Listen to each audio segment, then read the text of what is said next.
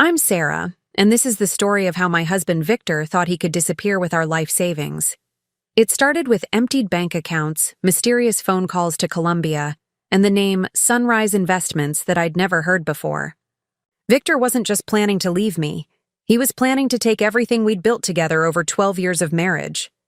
But he made one critical mistake. He underestimated me. I didn't fall apart when I discovered he'd drained our accounts. Instead, I made one phone call that changed everything, to his boss. Before we jump back in, tell us where you're tuning in from, and if this story touches you, make sure you're subscribed, because tomorrow I've saved something extra special for you. What happened the next morning wasn't just unexpected. It was the beginning of Victor's carefully constructed plan crumbling around him, but the worst part wasn't just the betrayal or the money.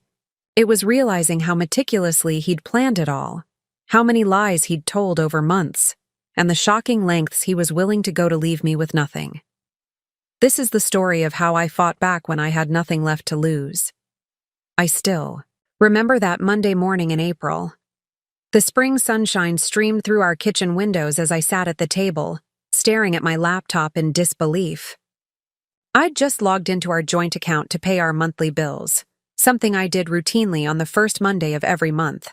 Except this time, the balance that should have shown $38,542 showed just $117.43. My coffee went cold beside me as I frantically logged into our savings account.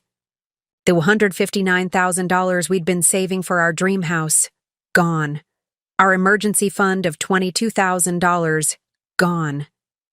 The investment account with $95,000 from my inheritance after my father passed, gone. All of it, transferred out over the weekend while I'd been visiting my sister Carmen in Phoenix. My hands trembled as I called Victor. The call went straight to voicemail, just like the 5 calls I'd made that morning when he didn't come home Sunday night. I'd assumed he was working late and crashed at his colleague Brad's place like he occasionally did. Now, a different reality was taking shape. Victor, I'm looking at our bank accounts. Everything's gone. Call me back immediately. My voice sounded foreign to my own ears, too calm, too controlled for the hurricane raging inside me. I tried to think rationally. There. Had to be a mistake. Maybe our accounts had been hacked? I called the bank, my heart pounding as I was put on hold. When the representative finally answered, what she told me made the room spin. Mrs. Delgado, those transfers were authorized using the correct account credentials and security questions. They were initiated on Friday at 3:42 p.m. and completed early Saturday morning.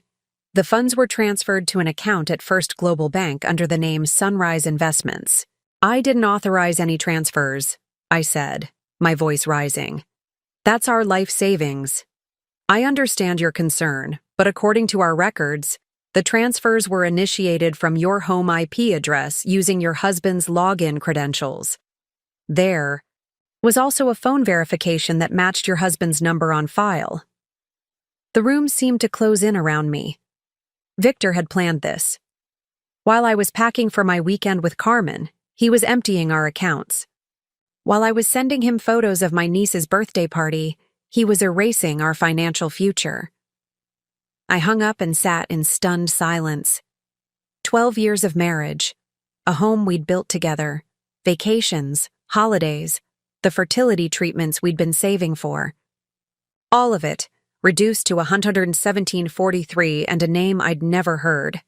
Sunrise Investments. I forced myself to move, to think. I went to our home office, the space where Victor had been spending increasingly late nights over the past few months. Working on a big project, he'd said. This promotion could change everything for us. I started searching through his desk drawers, finding nothing unusual until I reached behind the filing cabinet and felt something taped to the back. A passport, Victor's, but issued just 3 months ago. His regular passport was in our safe. Why would he need a second one? And then I saw it, the visa for Colombia stamped inside, dated for entry yesterday. My mind raced back through the past few months.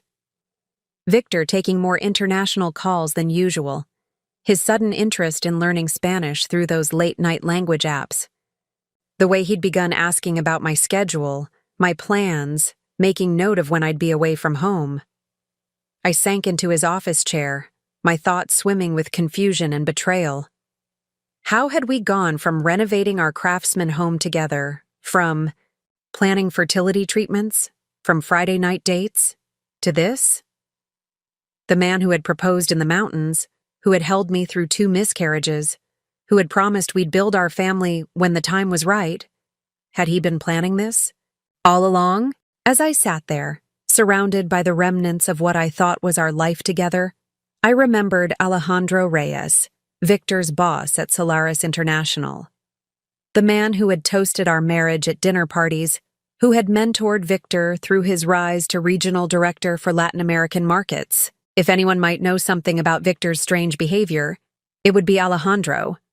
I found his business card in Victor's desk drawer and dialed the number with shaking fingers, not knowing that this single phone call would completely alter the course of the next 24 hours. Alejandro Reyes, he answered on the 3rd ring, his voice crisp and professional. Alejandro, it's Sarah, Victor's wife. I struggled to keep my voice from breaking. Sarah? Is everything all right?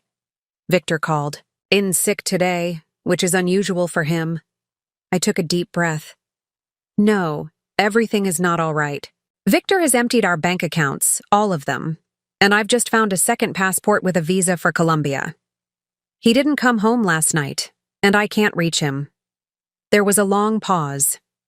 When Alejandro spoke again, his voice had changed. Sarah, can you come to my office right now? Why? Do you know something? Another pause. I think it's better if we talk in person. There are some things you should know about the company's recent audit findings, things involving Victor's department. My blood ran cold. What things? Please, Sarah. I'm in the office until late tonight. Come as soon as you can. As I drove toward Solaris International's gleaming headquarters, memories of the life Victor and I had built together flooded my mind. Memories that now seemed like scenes from someone else's story, someone else's marriage. Had any of it been real? Or had Victor always been planning his escape, just waiting for the right moment? Before our world collapsed into chaos, Victor and I had what anyone would call an enviable life. We met at a charity gala 12 years ago.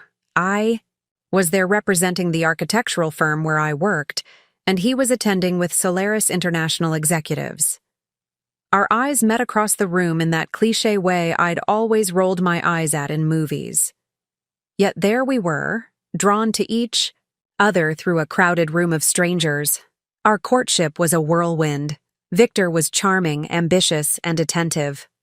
He sent flowers to my office, remembered small details about my preferences, and made me feel like I was the center of his universe. 6 months later, he proposed during a weekend trip to the mountains. 1 year after that, we were married in Satidi, a garden ceremony with 100 of our closest friends and family members in attendance. We bought our house in the suburbs 8 years ago, a 2-story craftsman with character and potential. Weekends became renovation projects, with Victor handling the structural work while I designed the spaces. We painted walls together, argued over light fixtures, and compromised on the kitchen backsplash. Every corner of that house contained a memory of our shared dreams. This is the dining room where we'll host Thanksgiving for our families, he'd said, measuring for a table we'd have custom made. This bedroom will make a perfect nursery someday, I'd suggested, and he'd smiled. Pulling me close, our routines were comfortable, established. Victor left for work at 7:15 each morning, kissing me goodbye regardless of whether I was awake or still burrowed under the covers. I worked from my home office as an architectural consultant, taking on projects that allowed me creative freedom, without the constraints of a corporate position. Victor would return home around 6:30, and we'd cook dinner together, talking about our days. "How's the Thompson project going?" he'd ask, chopping vegetables while I stirred sauce on the stove. "They finally approved the sustainable materials budget," I'd reply. "How about the Colombian expansion? Moving forward, finally. Preparing and narrating this story took us a lot of time, so if you are enjoying it, subscribe to our channel. It means a lot to us. Now back to the story. Alejandro's giving me a lot of autonomy with this one. Friday nights were sacred. No work, no distractions, just the two of us reconnecting after busy weeks. Sometimes we'd try new restaurants, other times we'd stay home with takeout and a movie. Victor would loosen his tie, kick off his shoes, and become the relaxed, playful man I'd fallen in love with, away from the pressures of corporate expectations. We had a solid group of friends, other couples we'd vacation with, host game nights with, celebrate milestones alongside.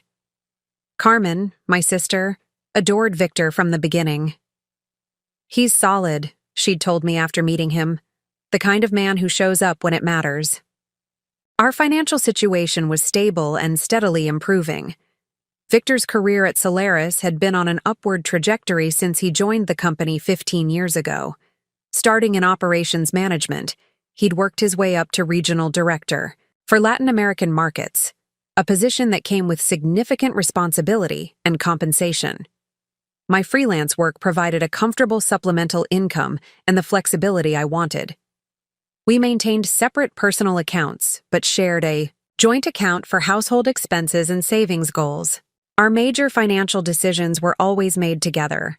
The house purchase, Victor's MBA that we paid for without loans, the vacation property we were saving for. We weren't extravagant, but we traveled well, enjoyed good food, and never worried about meeting our obligations. The challenge in our otherwise picture-perfect life was starting a family. After years of trying naturally, we began seeing fertility specialists.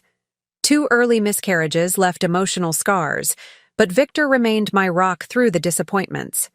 He researched treatment options, attended every appointment, and never made me feel like it was my failure when things didn't work out.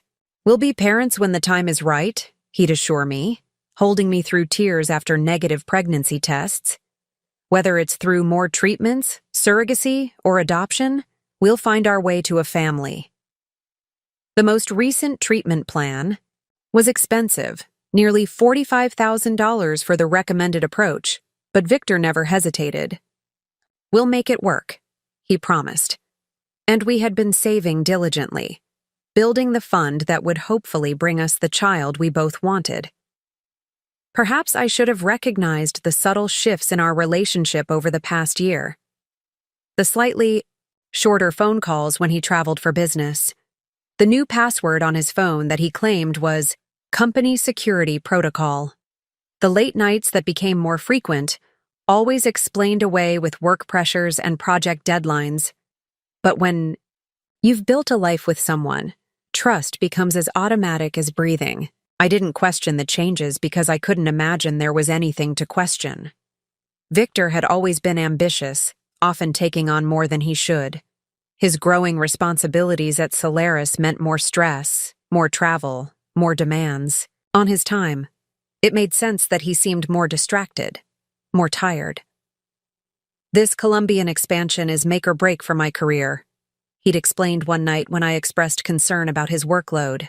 "If we pull this off successfully, I'm in line for Vice President of International Operations." I believed him because I had no reason not to. I supported him because that's what we'd always done for each other. I adjusted to seeing less of him, to the occasional missed dinner, to the distracted nods when I spoke about my day. It was temporary, I told myself. Once the expansion was complete, we'd get back to normal. How could I have known that normal no longer existed? That while I was planning our future, Victor was methodically dismantling our past. That the man who held me through fertility treatments was creating an escape route that led away from everything we'd built together. The morning I discovered our emptied accounts was like any other Monday. Nothing in the air, nothing in the quality of light streaming through our kitchen windows. Nothing in the ordinary rhythm of the neighborhood suggested that this day would divide my life into before and after. Looking back now, I can pinpoint exactly when things began to change, though I didn't recognize the significance at the time. It was about 8 months ago, during the annual Solaris International holiday party. Victor had been particularly excited about the event that year, mentioning several times that key partners from Colombia would be attending. "This is my chance to make connections that could help with the expansion," he'd explained while adjusting his tie in our bedroom mirror. I'd bought him that tie, deep blue with subtle silver threading, for his birthday the previous month. The party was held at the Grand Plaza Hotel downtown, an elegant affair with an open bar and gourmet food stations. Victor was in his element, moving smoothly between groups, introducing me proudly when appropriate, but increasingly leaving me to make my own conversation as the night progressed. "I need to speak with Alejandro and the Colombian delegation," he'd whispered, squeezing my elbow before disappearing into the crowd. I mingled with the spouses of other executives, sipped champagne, and occasionally caught glimpses of Victor, deep in conversation with a striking woman in a red dress. Their body language seemed professional, but there was an intensity to their interaction that made me pause. When I approached them later, Victor's smile seemed slightly forced. "Sarah, meet Ariana Vega from our partner bank in Bogotá. She'll be the financial liaison for the expansion project." Ariana's handshake was firm, her smile polite but reserved. "Victor speaks very highly of you," she said, her accent subtle but noticeable. "He says you have an excellent eye for design." "Nice to meet you," I replied. "Victor's been so excited about this Colombian project. It's all he talks about lately." Something flickered in her eyes before she answered. "We're all very excited about the possibilities." Victor placed his hand on the small of my back, a gesture that would normally feel comforting but somehow felt like steering. "Ariana was just about to introduce me to the Regulatory Affairs Director. Would you mind if I—" "Of course not," I said, because that's what supportive spouses do. "I'll find you later." As they walked away, I noticed Ariana lean slightly closer to Victor to say something, and his head tilted toward hers to listen. Just colleagues sharing information in a noisy room, I told myself. Nothing more. But that night marked a shift. Victor came to bed late, claiming he'd been networking until the last minute. When I asked about the Colombian delegation, his answers were enthusiastic but vague. The seeds of distance had been planted, though I wouldn't recognize them as such for months. The changes accumulated slowly after that night. Victor's phone, which had always sat face up on tables or counters, began to remain in his pocket or face down when set aside. He installed a new password management app and changed all his banking passwords, citing a company-wide security protocol after a data breach. "It's not just me," he assured me when I raised an eyebrow. "Everyone at Solaris is updating their security measures. Corporate espionage is a real concern with this expansion." Then came the late nights. Once or twice a week at first, then 3 or 4 times. Always with reasonable explanations. The time difference with Colombia means late calls. The project timeline is accelerating. Alejandro needs the projections by morning. I believed him because distrust requires evidence, and love naturally fills gaps with favorable assumptions. When he missed our anniversary dinner because of a last-minute emergency meeting, I accepted his elaborate apology and the expensive bracelet that followed. When he began taking calls in the bathroom with the shower running, I told myself he was being considerate, not wanting to disturb me with work talk. The first concrete red flag appeared about 5 months ago. I was paying bills when I noticed a charge on our credit card statement from Hotel Esplendor. A $340 dinner on a Tuesday when Victor had told me he was working late at the office. When I asked him about it casually, his explanation came too quickly: client dinner. We were discussing the logistics for equipment transfers to Bogotá. He paused, then added, "I submitted it for reimbursement, so you'll see that credit next statement." I checked the next statement. No reimbursement appeared. Then came the weekend trips. Regional office visits that couldn't be rescheduled, team-building retreats that were suddenly mandatory.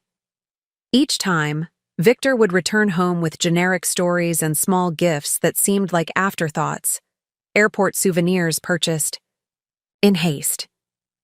During one such weekend, I called his hotel room to wish him good night, only to have the front desk inform me that Mr. Delgado had checked out earlier that day. When I confronted Victor about this upon his return, he claimed a last-minute venue change had moved the retreat to a different hotel, and he'd forgotten to let me know. "You could have called," I said, hating the suspicious tone that had crept into my voice. "I should have," he agreed, looking appropriately contrite. "It was chaotic with everyone changing locations, and by the time we got settled, it was so late I didn't want to disturb you." I let it go. What was the alternative? Accusing my husband of 12 years of lying to me. Of what? Having an affair? Secretly traveling somewhere else? Both seemed absurd compared to the simple explanation of poor communication during a work complication. But my subconscious was gathering evidence my conscious mind refused to acknowledge. I began noticing Victor's reactions when his phone buzzed, with notifications, the slight tensing of his shoulders, the quick checks to see if I was looking, the way he'd step out of rooms to reply to certain messages. Our physical intimacy had cooled as well. Victor still kissed me goodbye each morning, still said, "I love you" before bed, but the passionate connection we'd maintained throughout our marriage had faded. When we did make love, it felt like he was going through motions, his mind elsewhere. Tried to address it directly one evening after yet another perfunctory encounter. "Is everything okay between us? You seem distant lately." Victor rolled toward me, his expression softening in the dim light. "I'm sorry, Sarah. Work has been consuming me. The pressure is intense right now." He traced his finger along my cheek, a familiar gesture that used to make my heart flutter. "Once this expansion is finalized, things will calm down, I promise." I wanted to believe him. I needed to believe him. So I nodded and curled against his chest, ignoring the stiffness in his embrace and the way he checked his phone the moment he thought I'd fallen asleep. 2 months ago came what should have been the most glaring warning. Victor suggested I postpone our next round of fertility treatments. "The timing isn't great with everything happening at work," he said, carefully arranging his expression into one of regret. "And the stress I'm under right now, it's not ideal for starting a family." It made sense on the surface. We'd agreed to approach parenthood mindfully, to create the best possible environment for a child. But this was the first time in years that Victor had hesitated about our family plans. The fertility specialist had told us not to delay given my history and age. Every month mattered. "We've been saving for this for so long," I argued gently. "And Dr. Michaels said this protocol has the highest success rate for our situation." "Just a few months," Victor insisted. "Let's reevaluate in the summer when the Colombian deal is finalized." I reluctantly agreed, ignoring the voice in my head. That whispered this wasn't about timing at all. The truth was, by suggesting the delay, Victor had inadvertently protected our fertility fund from his eventual theft. Those designated savings were in an account under my name alone, the only money he couldn't easily access. The final sign came just weeks before everything collapsed. Victor asked, with unusual insistence, about my plans for visiting Carmen. "You should go for the whole weekend," he urged. "You deserve a break from all my work stress, and you know how much you love spending time with your niece." His encouragement seemed genuine, caring even. I was touched by his apparent thoughtfulness. It never occurred to me that he was creating the perfect opportunity to execute the final stage of his plan. To empty our accounts and disappear while I was hundreds of miles away, completely unaware. And so I went to Phoenix, texting Victor photos of my niece's birthday celebrations, completely oblivious to the fact that back home, my husband was systematically destroying the financial foundation of our life together, preparing to vanish with another woman to a country where he thought I couldn't follow. The signs had been there all along. I just couldn't bear to read them. Solaris International's headquarters loomed ahead as I pulled into the visitor parking area. The gleaming 40-story building had always impressed me before, a monument to success that Victor spoke of with pride. Now it felt ominous, holding secrets I wasn't sure I was ready to hear. The security guard at the front desk, Julian, who knew me from company events, gave me a sympathetic look that immediately set my nerves on edge. Did everyone know something? I didn't. Mrs. Delgado, he said, his voice gentler than usual. Mr. Reyes is expecting you. You can go right up. The elevator ride to the executive floor gave me too much time with my thoughts. A voice in my head kept insisting there must be some explanation. Victor wouldn't just abandon our life together. There had to be a mistake, a misunderstanding, some elaborate miscommunication that would clear everything up. Maybe he'd made a large investment without telling me first. Impulsive? Yes, but fixable. Maybe he was planning a surprise, something extravagant and ill-advised but well-intentioned. Maybe his phone was broken and he was desperately trying to reach me from somewhere. The scenarios grew increasingly implausible as the elevator climbed, but I clung to them. Because the alternative, that my husband of 12 years had methodically planned to steal our savings and disappear, was too painful to accept. The elevator doors opened directly into a reception area where Alejandro's assistant Lucia sat at a sleek desk. She looked up with a start when she saw me, her professional composure slipping for just a moment. "Mrs. Delgado," she said, standing quickly. "Mr. Reyes asked me to bring you straight in when you arrived." She led me through heavy double doors, into Alejandro's corner office with its panoramic views of the city. Under different circumstances, I might have paused to admire the skyline, the subtle luxury of the furnishings, the careful curation of art on the walls. Instead, my focus narrowed to Alejandro's face as he rose from behind his desk.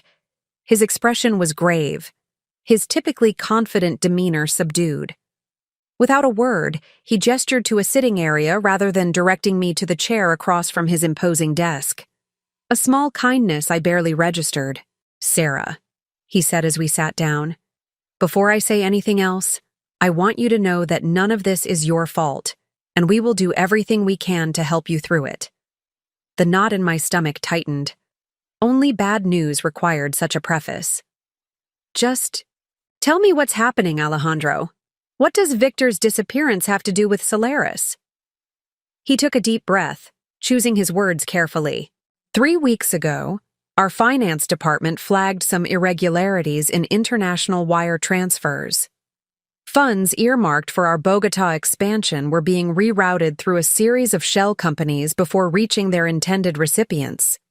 My mind flashed to Victor at his desk late at night, surrounded by spreadsheets, insisting he needed privacy to concentrate.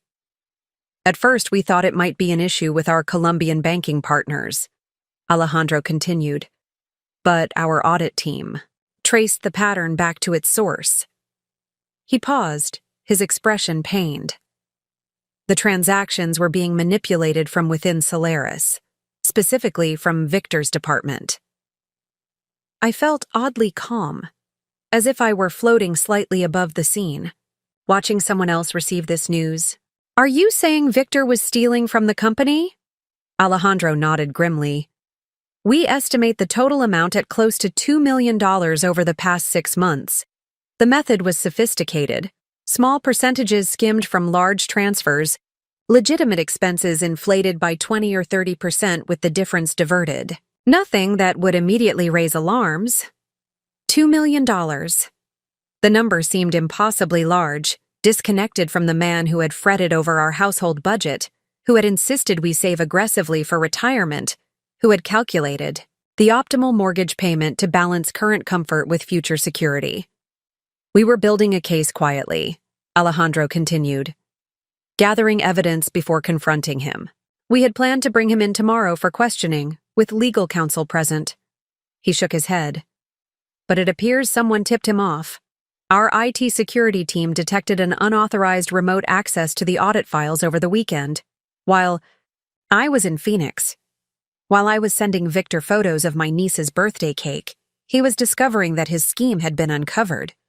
While I was hugging Carmen goodbye, he was finalizing his escape. "So he took your money," I said, my voice hollow. "And then he took mine." "I'm deeply sorry, Sarah." Alejandro's voice was heavy with genuine regret. "If there had been any indication, he would target your personal finances. We would have warned you immediately." I nodded mechanically, unable to form a response that made sense. My mind kept circling back to one question.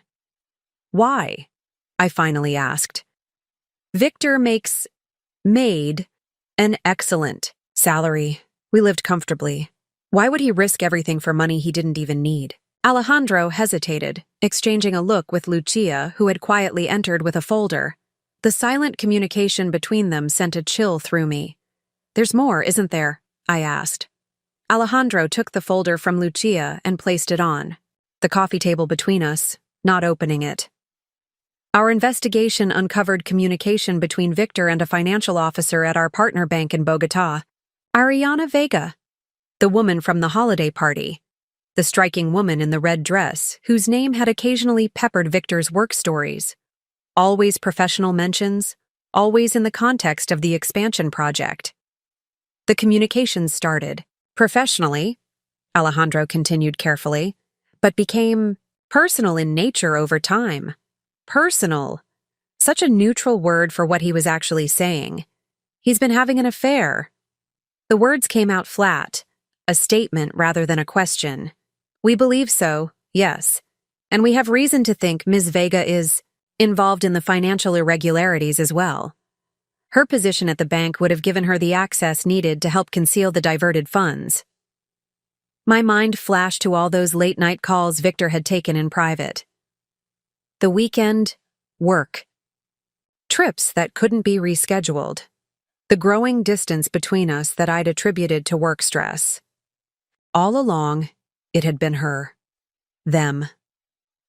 Planning not just financial theft, but the theft of our entire future. Alejandro opened the folder, revealing what appeared to be bank statements. "We've traced the majority of the embezzled funds to an account, registered to a company called Sunrise Investments. It was established in Panama 3 months ago. Sunrise Investments. The same name on the transfers from our personal accounts. It wasn't just parallel schemes, it was one coordinated plan. The timing suggests they've been planning this exit strategy for months," Alejandro said.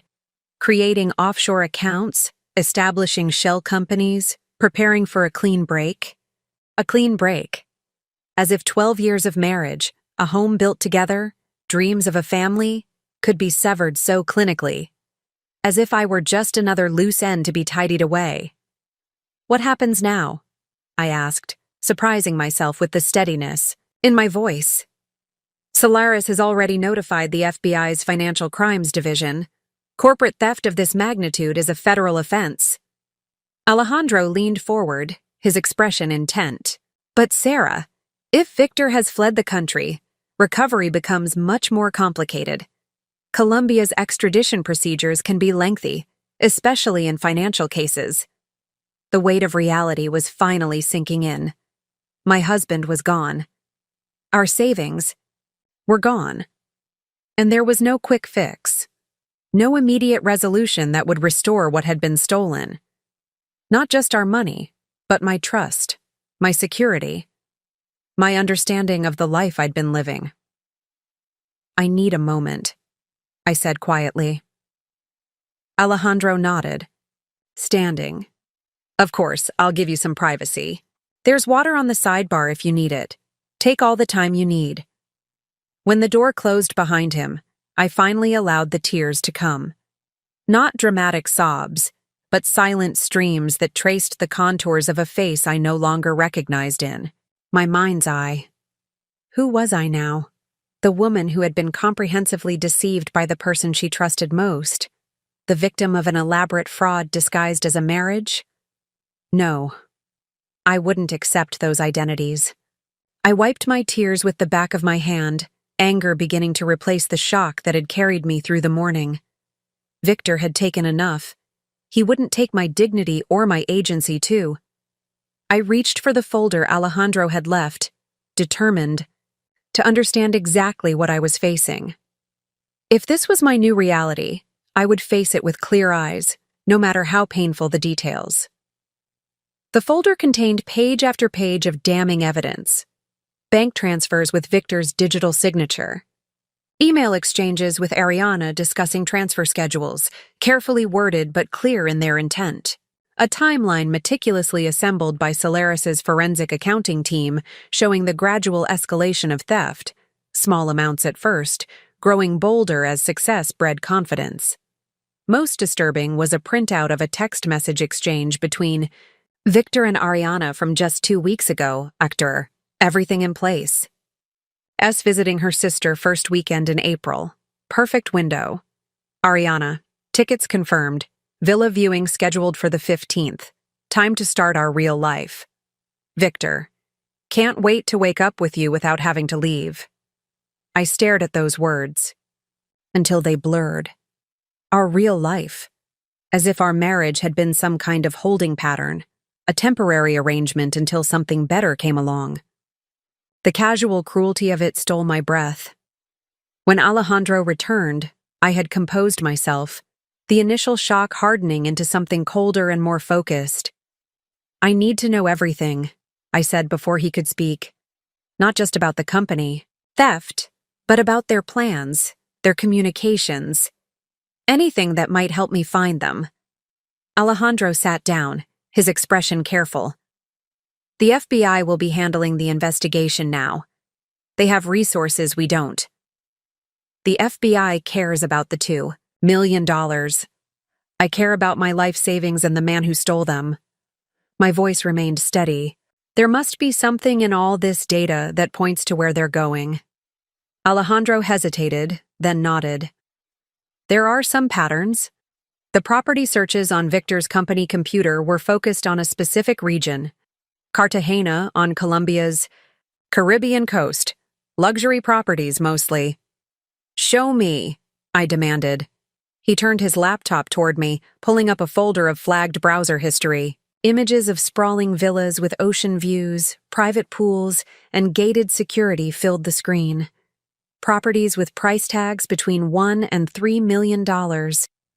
My throat tightened as I realized our emptied accounts were likely just a down payment on one of these retreats.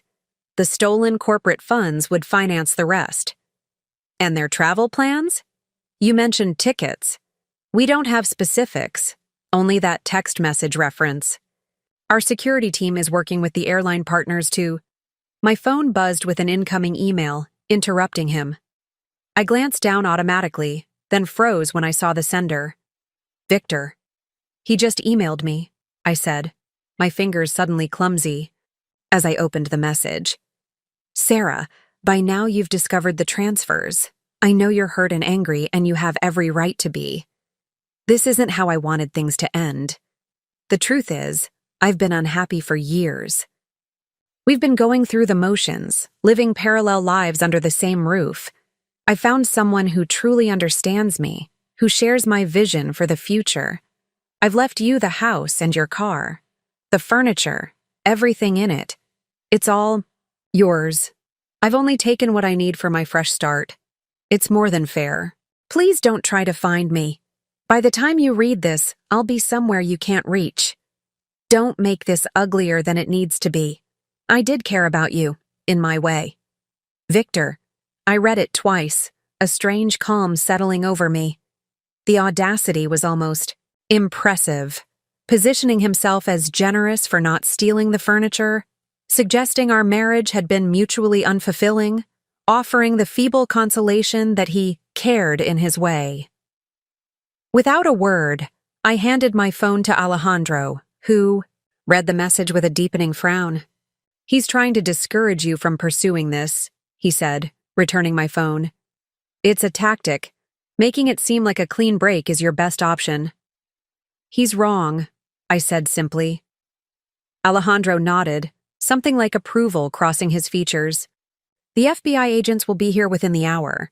They'll want to interview you, get access to your accounts, understand the full scope of both the corporate and personal theft. The thought of explaining our marital history, our finances, our private life to federal agents made my stomach clench, but I nodded. Whatever it takes. Alejandro's phone rang. He checked the display and stood quickly. It's our head of security. Excuse me a moment. While he took the call by the window, I scrolled through Victor's email again, searching for anything useful between the lines of his calculated goodbye. The tone was too confident, too certain he was beyond reach. That suggested he believed his plan was foolproof, that he was either already out of the country or had guaranteed means to leave imminently. Alejandro returned, his expression animated with fresh urgency. Our security team just received an alert. Victor's company credit card was just used at a gas station on the Northern Highway, about 40 minutes from here. My pulse quickened. He's still in the country? It appears so. I've asked security to pull the surveillance footage from the gas station. If we can confirm it's him, we need to go there, I interrupted, already standing. Now, before the trail goes cold. Alejandro hesitated. Sarah, this isn't a matter for civilians. The FBI will be an hour behind us. I know my husband, Alejandro. I know how he thinks. I might see something they would miss. I gathered my purse, my determination mounting. You can stay here and wait if you want, but I'm going. He studied me for a moment, then nodded sharply. I'll drive. 20 minutes later, we were in Alejandro's sleek black Mercedes, speeding toward the gas station. The highway stretched before us, a concrete ribbon leading north toward the state border. My mind raced faster than the car, cycling through possibilities. If Victor was still in the country, why? His meticulous planning suggested he should have been long gone. Had something gone wrong with their escape plan? Was he meeting Ariana somewhere before their final departure? Do you think she's with him? I asked, breaking the tense silence in the car. Alejandro kept his eyes on the road. Possibly. Our security team is checking if she's still in Colombia or if she's traveled here. Border Control has been notified to watch for both their passports.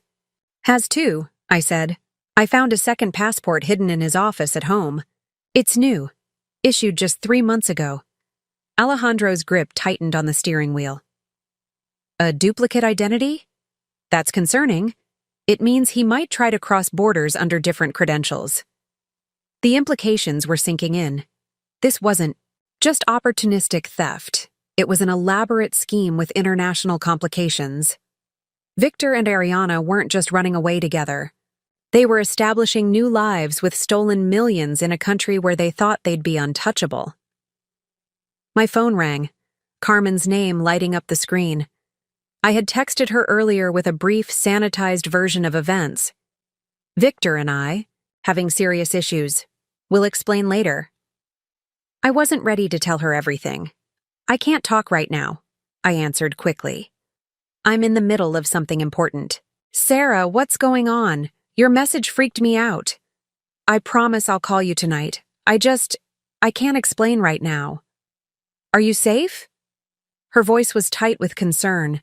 I glanced at Alejandro, at the determined set of his jaw as he navigated traffic with focused precision. Yes, I'm safe.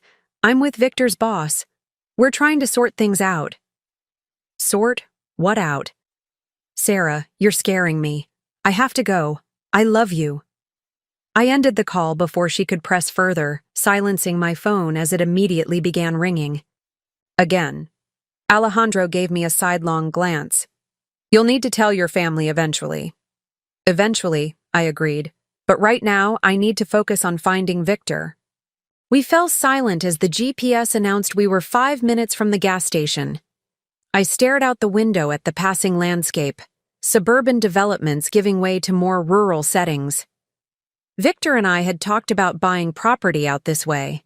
Someday, a weekend retreat with space for future children to run, to plant a garden, to host family gatherings. Had any of those conversations been genuine? Or had he been playing a role all along, pretending to share dreams he never intended to fulfill? The gas station appeared ahead, a modern facility with multiple pumps and a convenience store. Alejandro pulled in, parking near the entrance rather than at a fuel island. "Let me do the talking," he said as we exited the car. "Solaris has significant corporate accounts with this chain. They'll be cooperative." Inside, the manager, a balding man with a name tag reading Pedro, recognized Alejandro immediately. The corporate world's hierarchies extended further than I had realized. "Mr. Reyes, what can I do for you?" Pedro asked, his demeanor instantly deferential. "We need to see your security footage from approximately 1 hour ago," Alejandro stated, his tone making it clear this wasn't a request.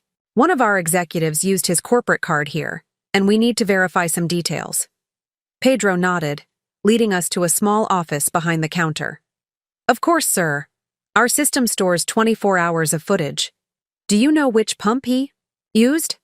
Alejandro consulted his phone. "The transaction shows pump 4 at 10:14 a.m. Pedro typed commands into an outdated computer, and grainy footage appeared on the monitor. He scrolled back through the timeline, stopping when the counter showed 10:12 a.m., and there he was. Victor, in a dark jacket I'd never seen before, baseball cap pulled low, but unmistakably my husband. He was filling a black SUV, not our car, not his company vehicle. A rental, perhaps, or purchased with stolen funds, but it wasn't Victor who made my breath catch. It was the woman who emerged from the passenger side and walked into the convenience store. Ariana Vega, the woman from the holiday party, the financial liaison who had become so much more. She moved with confidence, sunglasses, perched on top of her head, apparently unconcerned about being recognized. They weren't running scared. They were executing a plan they believed was foolproof. "Can you follow her inside?"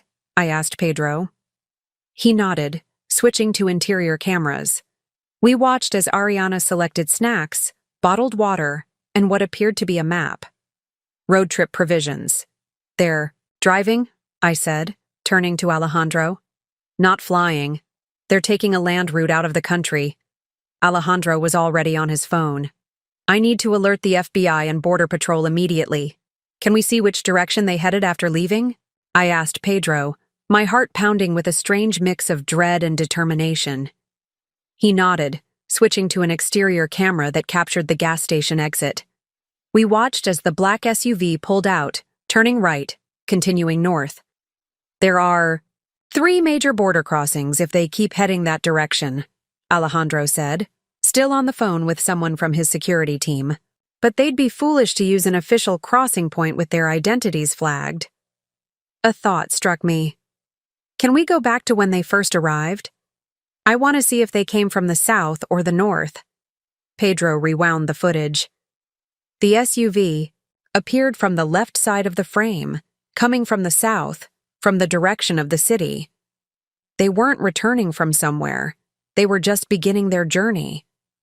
"Is there any way to get the license plate number?" I asked, leaning closer to the grainy screen. Pedro adjusted the image, zooming in and enhancing as best the outdated system allowed. The plate came into focus. A rental car, judging by the distinctive tag format. Alejandro immediately relayed the information to his security team, who would pass it to the FBI. "If they're in a rental vehicle, we can track it. Most agencies install GPS in their fleets now." My focus remained on the footage, watching Victor's movements. There was something methodical about him, something I recognized from our years together. When Victor was executing a plan, he had a particular way of moving, efficient, focused, with no wasted motion. I was seeing that now as he filled the gas tank, checked the tire pressure, cleaned the windshield. "He's being thorough," I murmured, "making sure the vehicle is in perfect condition for a long drive." "That fits with a border run," Alejandro agreed, ending his call. "The FBI is mobilizing, but they're at least 30 minutes behind us. They've requested we stay here until they arrive." I shook my head. They'll be too late. Victor and Ariana already have at least a 40-minute head start, and they're moving fast. I pointed to the timestamp on the footage. "Look how quickly they completed their stop. Under 7 minutes for..." gas, supplies, and a bathroom break. They're not lingering. A debate played across Alejandro's features: follow protocol or follow the lead. Finally, he nodded. You're right. We can at least drive in their direction, see if we spot the vehicle. The FBI can catch up to us on the road. We thanked Pedro, who promised to preserve the footage for the authorities, and hurried back to Alejandro's Mercedes. As we pulled onto the highway heading north, Alejandro's phone rang through the car's Bluetooth. Mr. Reyes, this is Agent Bowers with the FBI. I understand you've located the subject's vehicle. We have surveillance footage and a license plate for a black SUV headed north from the North Star gas station on Highway 41. We're currently following that route while maintaining a safe distance. We appreciate your assistance, but I need to be clear. Do not engage with the subjects. They're wanted for federal financial crimes and should be considered potentially dangerous. Our team is en route to your location. Understood, Agent Bowers. We're simply tracking their likely route to provide you with intelligence. As Alejandro continued his conversation with the agent, I found myself staring at the highway stretching before us, trying to think like Victor. Where exactly was he heading? The most obvious border crossings would surely be watched now. Victor was too smart to drive directly into a trap. My thoughts were interrupted by another call coming through on Alejandro's phone. He switched over. Mr. Reyes, this is Lucia. I've been reviewing Mr. Delgado's recent expenses as you requested. There's something strange I thought you should know immediately. Go ahead, Lucia. There's a charge from 3 weeks ago at Mountain Creek Marina. It's listed as client entertainment, but it's a substantial amount, $4,200. Marina. The word hit me like a lightning bolt. They're not driving to a border crossing, I said, the realization crystallizing. They're headed to a marina. They're leaving by boat. Alejandro looked at me sharply. Are you certain? It makes perfect sense. Victor knows his passport would be flagged at airports and land crossings. But private boats, much less scrutiny, especially at smaller marinas. And he's always been comfortable on the water. He crewed in college. Lucia, can you pull up the exact details of that marina charge? What exactly was he paying for? One moment, sir. We heard keyboard clicks in the background. It's listed as a slip rental and maintenance services for a vessel named Nuevo Amanecer, New Dawn, in Spanish. A chill ran through me. Victor didn't speak Spanish. At least he hadn't until recently, when he'd started those language apps for the Colombia project. When is the rental period? Alejandro asked, more typing. It's a 3-month contract starting 3 weeks ago. I met Alejandro's gaze. That's their escape vessel. They're not driving to the border. They're driving to the marina. Alejandro immediately relayed this information to Agent Bowers, who was still on the other line. The agent's response was immediate. We're redirecting units to Mountain Creek Marina. It's approximately 90 minutes north of your current position. Do not approach the marina yourselves. I repeat, do not approach.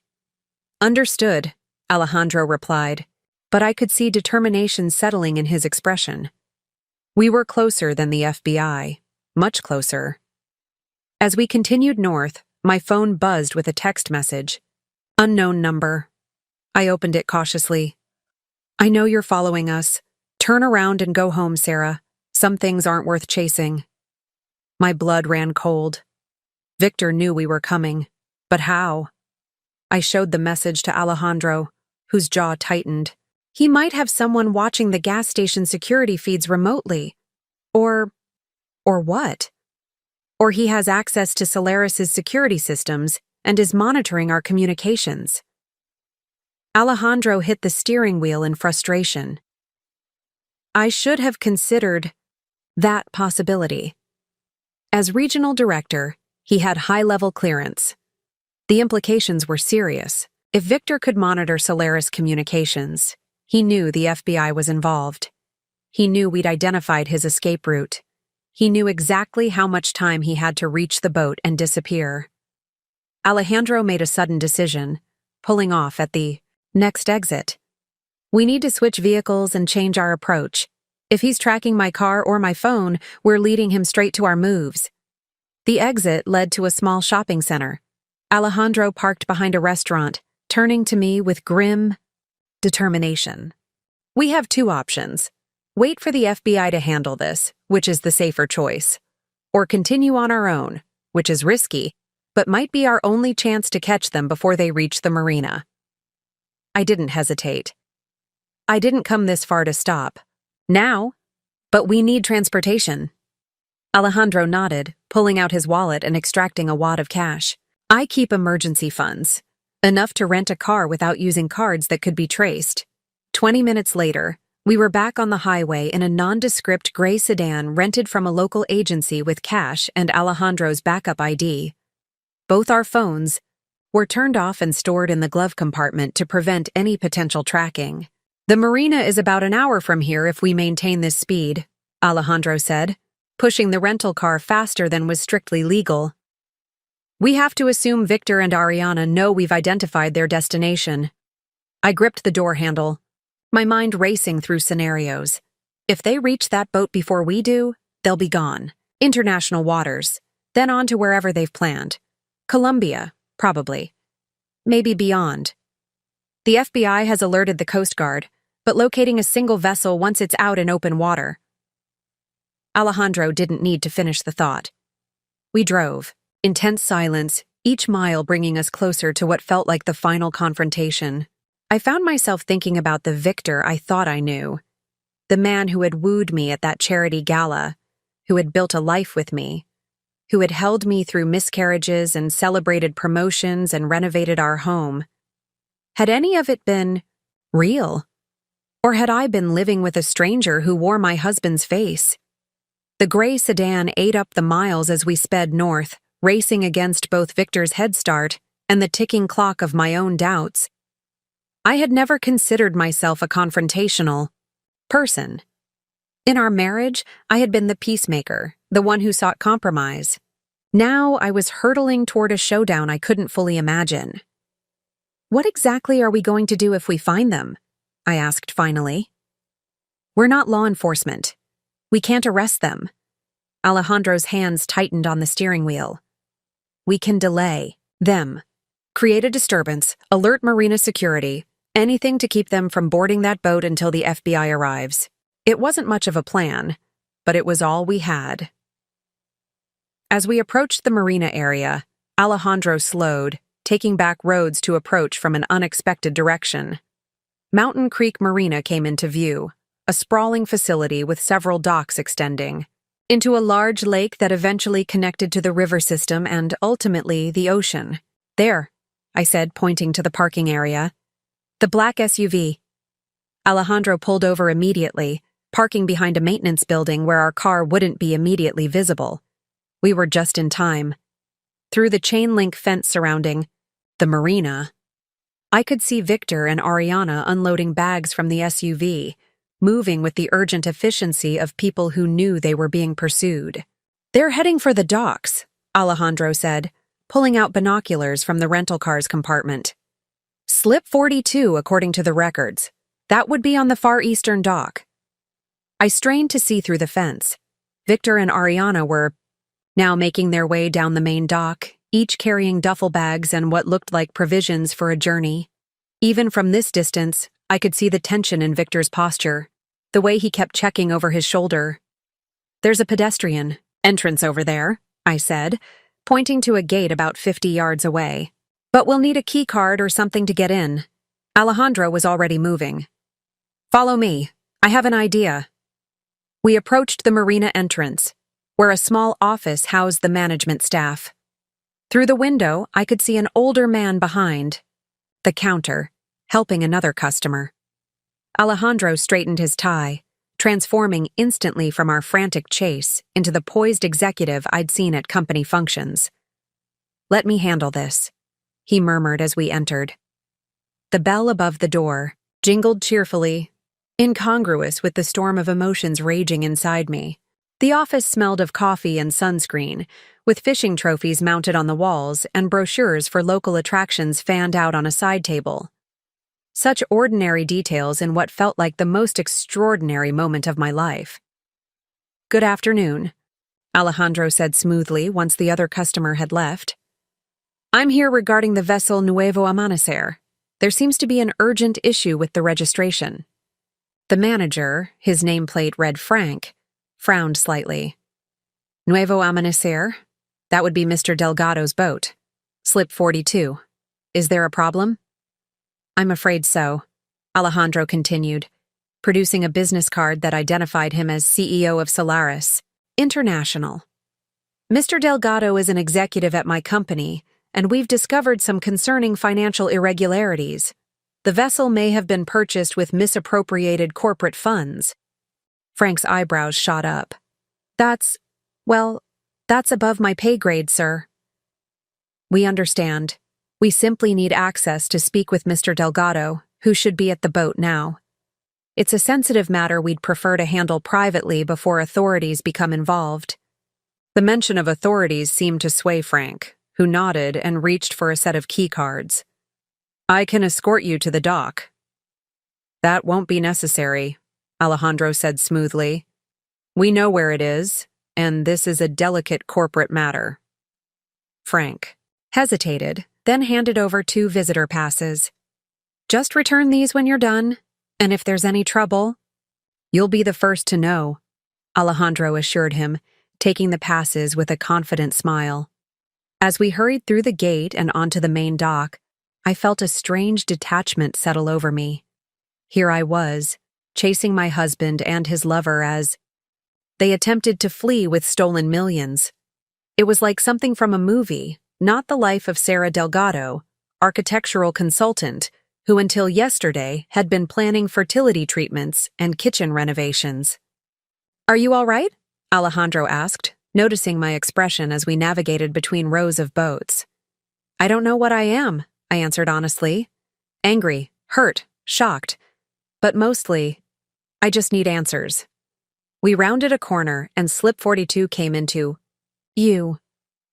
Moored there was a gleaming white yacht, perhaps 40 feet long, with the name Nuevo Amanecer painted in elegant script on the stern. It wasn't enormous, but it was certainly large enough for an ocean crossing with 2 people.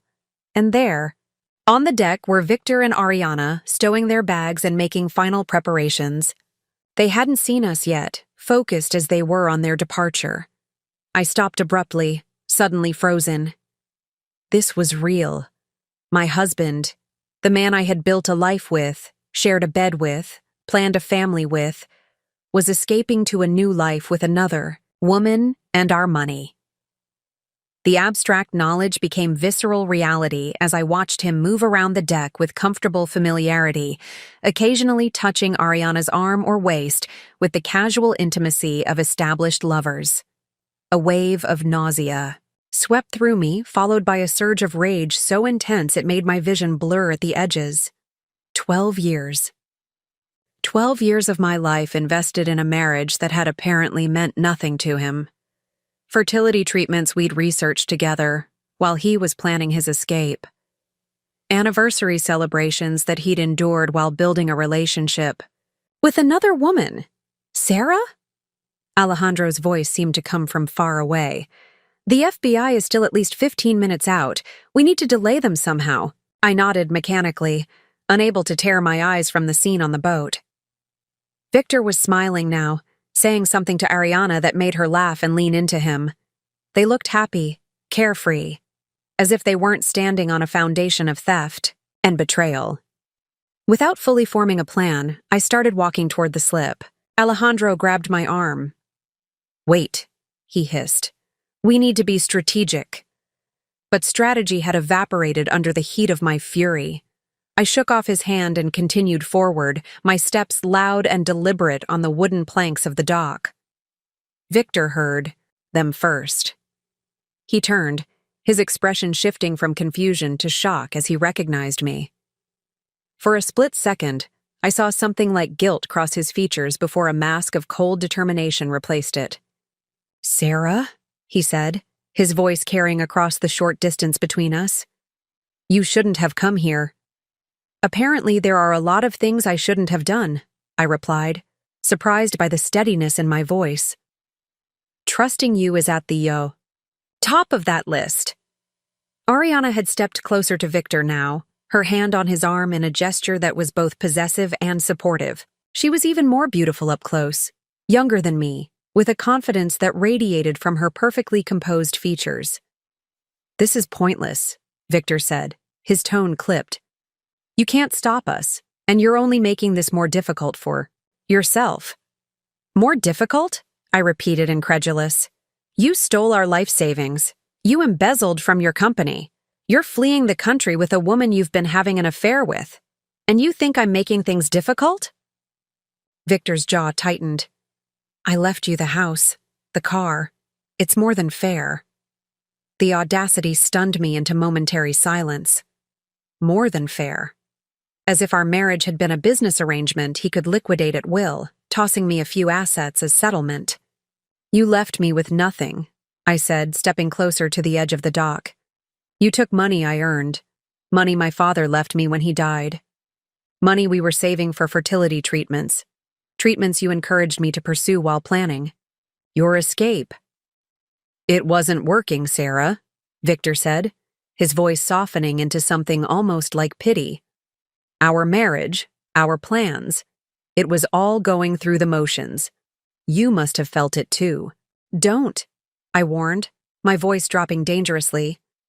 Don't you dare try to rewrite our marriage to justify what you've done. Ariana spoke then, her accented English precise and cool. Victor, we need to go. The tide will change soon. The casual way she used his name, the easy authority in her tone, it made something snap inside me. This woman had helped dismantle my life, stolen my future, and now stood there urging my husband to hurry their escape. Did he tell you he was married when you first got involved? I asked her directly. Or did that come later, after you'd already planned how to steal from Solaris together? A flicker of discomfort crossed her features. Our relationship is not what you think. It's exactly what I think, I countered. A affair built on lies and theft. Quite the foundation for your real life together. Victor started to untie the mooring line, his movements quick and practiced. The FBI is coming, aren't they? That's why you're here, trying to stall us. They know everything, Alejandro said, stepping forward. The embezzlement, the offshore accounts, the planned escape. Every border crossing and port authority has your names and descriptions. There's nowhere you can go where this won't follow. You. Victor's eyes narrowed as he registered Alejandro's presence. You too? I expected this from my wife, but you, after everything I've done for Solaris? After everything you've stolen from Solaris, Alejandro corrected sharply. $2 million, Victor. Did you really think we wouldn't notice? A cold smile spread across Victor's face. No, I knew you'd notice eventually. I just planned to be long gone by then. He turned to Ariana. Start the engines. She disappeared into the cabin, and moments later, the yacht's engines rumbled to life. Victor finished untying the mooring lines, tossing them onto the dock with practiced efficiency. Victor, please, I said, hating the plea in my voice but unable to stop myself. If you leave like this, there's no coming back. You'll be a fugitive. Is that really the life you want? For a moment, just a moment, something like doubt crossed his features. Then he glanced toward the cabin where Ariana waited, and his resolve hardened. Goodbye, Sarah, he said, stepping away from the edge of the boat as it began to drift from the dock.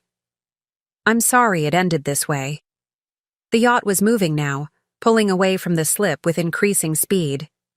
In moments they would be beyond reach, headed for open water and escape. I looked at Alejandro, desperation rising. We can't let them leave.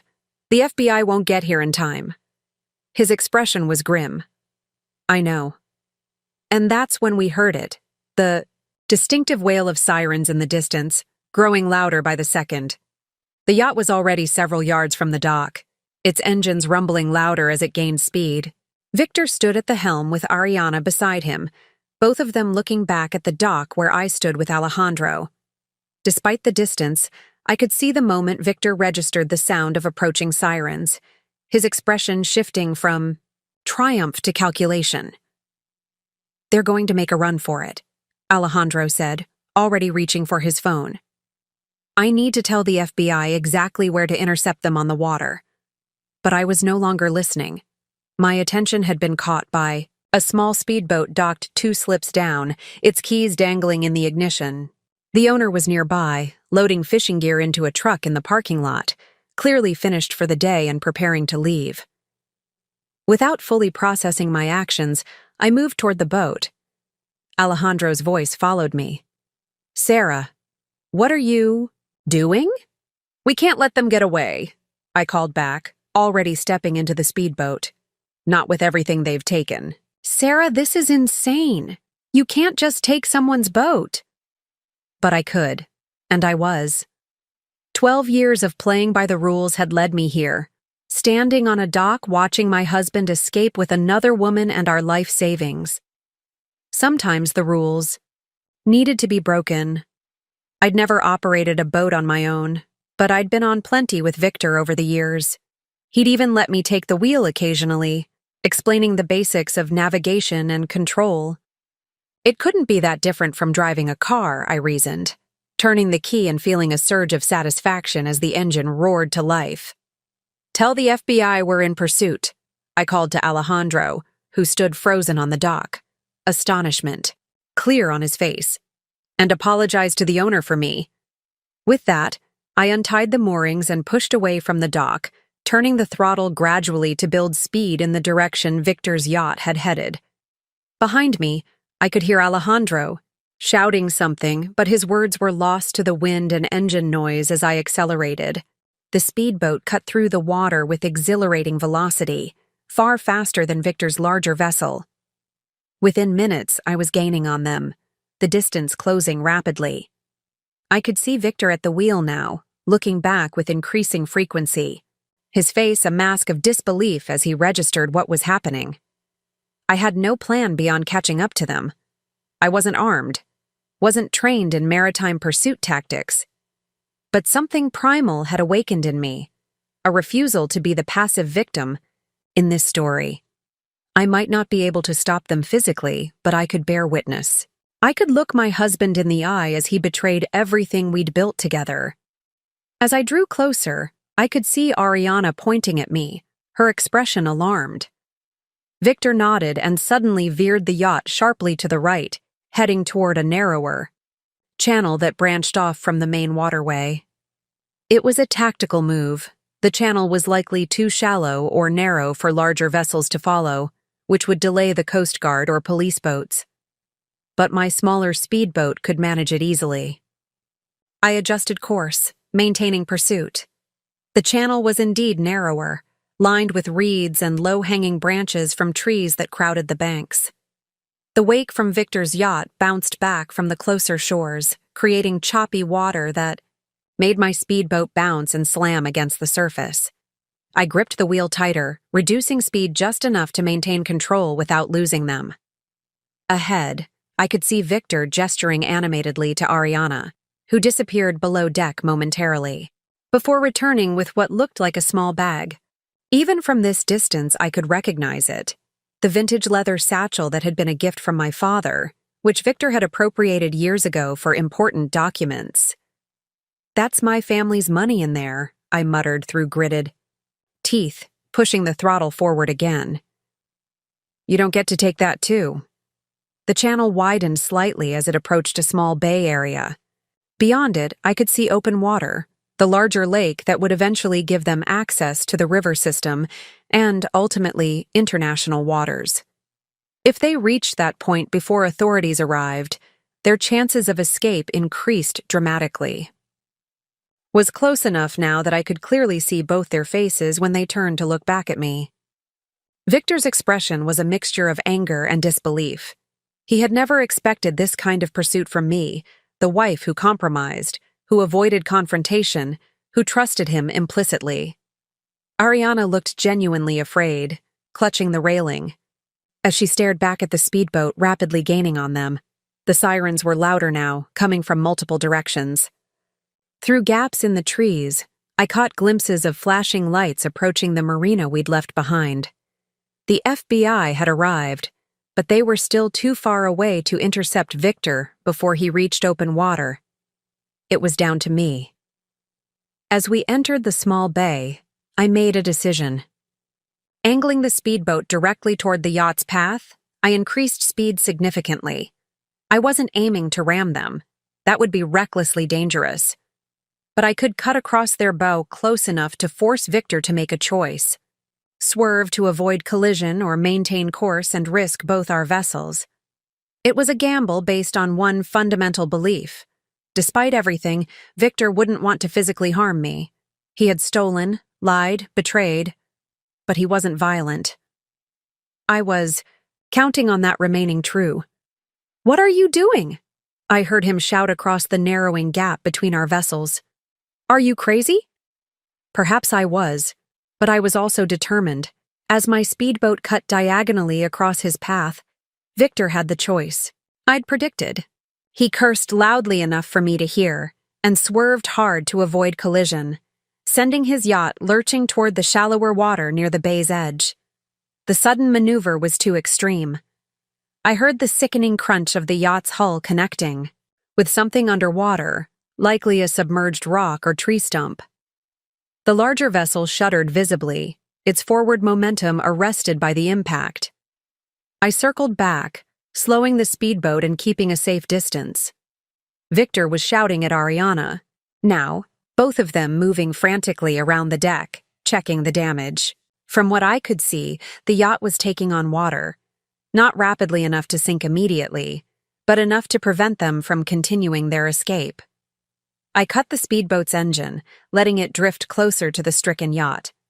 The sudden silence felt heavy after the roar of both engines. "It's over, Victor," I called across the water. "The FBI is here. There's nowhere left to run." His face when he looked at me was unrecognizable, contorted with a fury I had never seen in 12 years of marriage. "You've ruined everything," he snarled. "No," I replied calmly. "You did that when you decided to steal our future." Ariana was now frantically gathering bags, clearly preparing to abandon the damaged yacht. "We can still make it," she urged Victor, "if we take the small craft."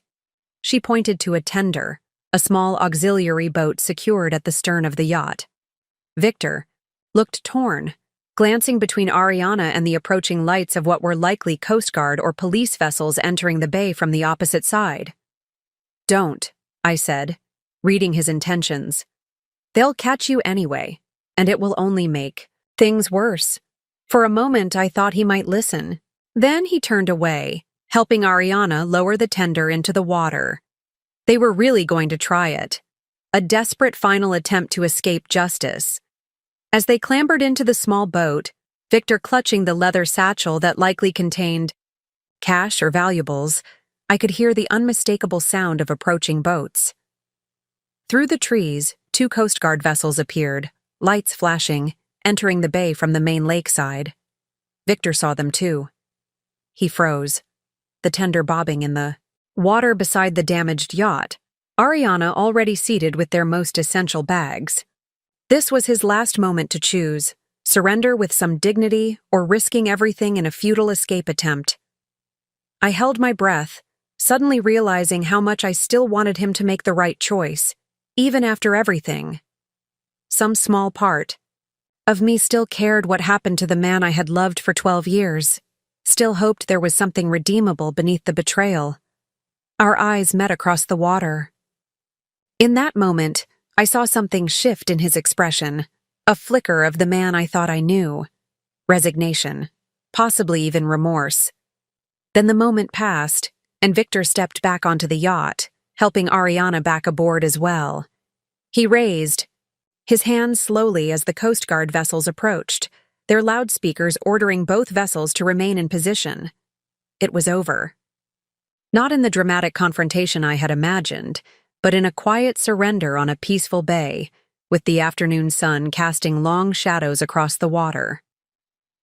As the Coast Guard secured the yacht and FBI agents boarded from one of the vessels, I sat in the borrowed speedboat, suddenly exhausted.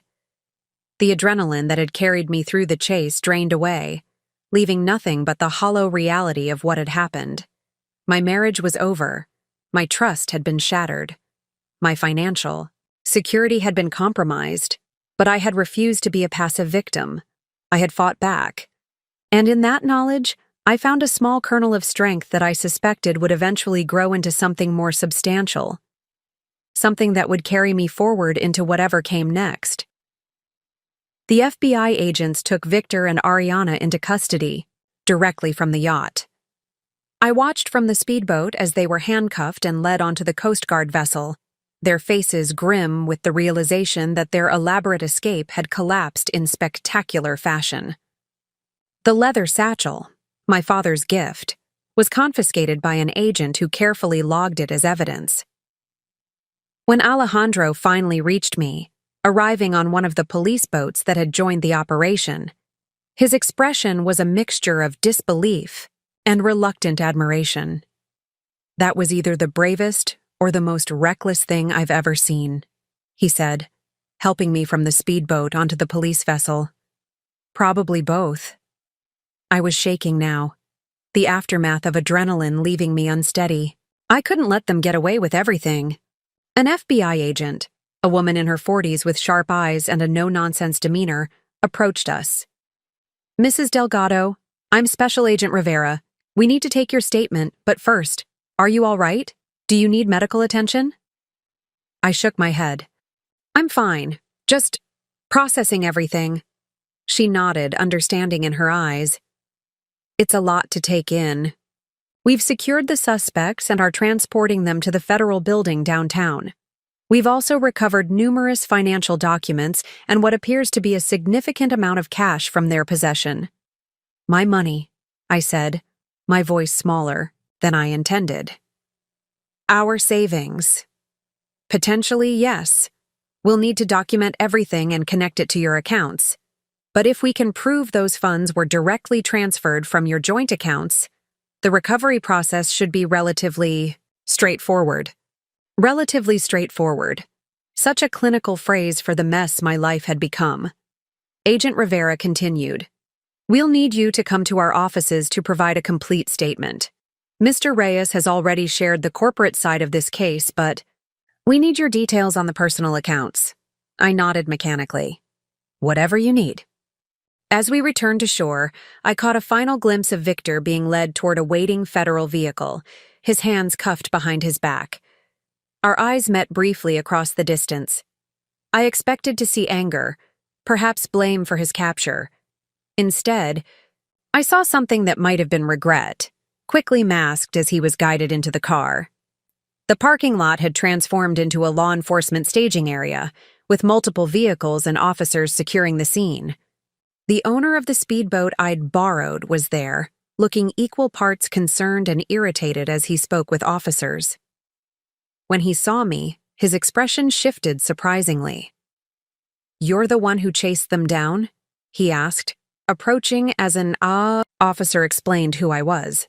I nodded, embarrassment washing over me. "I'm so sorry about taking your boat. I'll pay for any damages, any fuel." He waved away my concerns. "Boat's fine, and hell, if I'd known you were chasing down thieves who stole your life savings, I'd have handed you the keys myself." He extended his hand.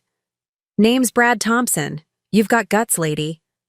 I shook his hand, oddly touched by this stranger's unexpected support. "Sarah Delgado, and thank you for understanding." The next few hours passed in a blur of statements and documentation. Alejandro stayed with me through the initial FBI interviews, providing corporate context when needed, before finally heading back to Solaris to manage the inevitable fallout there. As CEO, he had a company crisis to contain, though he promised to remain available if I needed anything. It was nearly midnight when Agent Rivera finally told me I could go home. "We have enough for now," she said, closing her notebook. "The initial charges have been filed, and both suspects will remain in custody pending trial. Based on the evidence we've recovered, it's an exceptionally strong case." "What happens now?" I asked, gathering my purse with hands that still felt disconnected from my body. For the investigation? We'll continue building the case, tracking all financial movements, interviewing witnesses. For you? She paused, her professional demeanor softening slightly. You should speak with a lawyer, both a criminal attorney to represent your interests in this case and a divorce attorney. Things will get complicated. Complicated. Another inadequate word for the dismantling of a life. I nodded, thanking her, before stepping outside into the cool night air. The federal building loomed behind me, holding my husband and the future he'd chosen instead of the one we'd planned together. I stood on the sidewalk, suddenly realizing I had no plan for getting home. My car was still at Solaris headquarters miles away. As I reached for my phone to call a rideshare, a familiar voice called my name. I turned to see Carmen hurrying toward me from a parked car across the street. "Sarah!" she exclaimed, pulling me into a fierce hug. "My God, are you okay?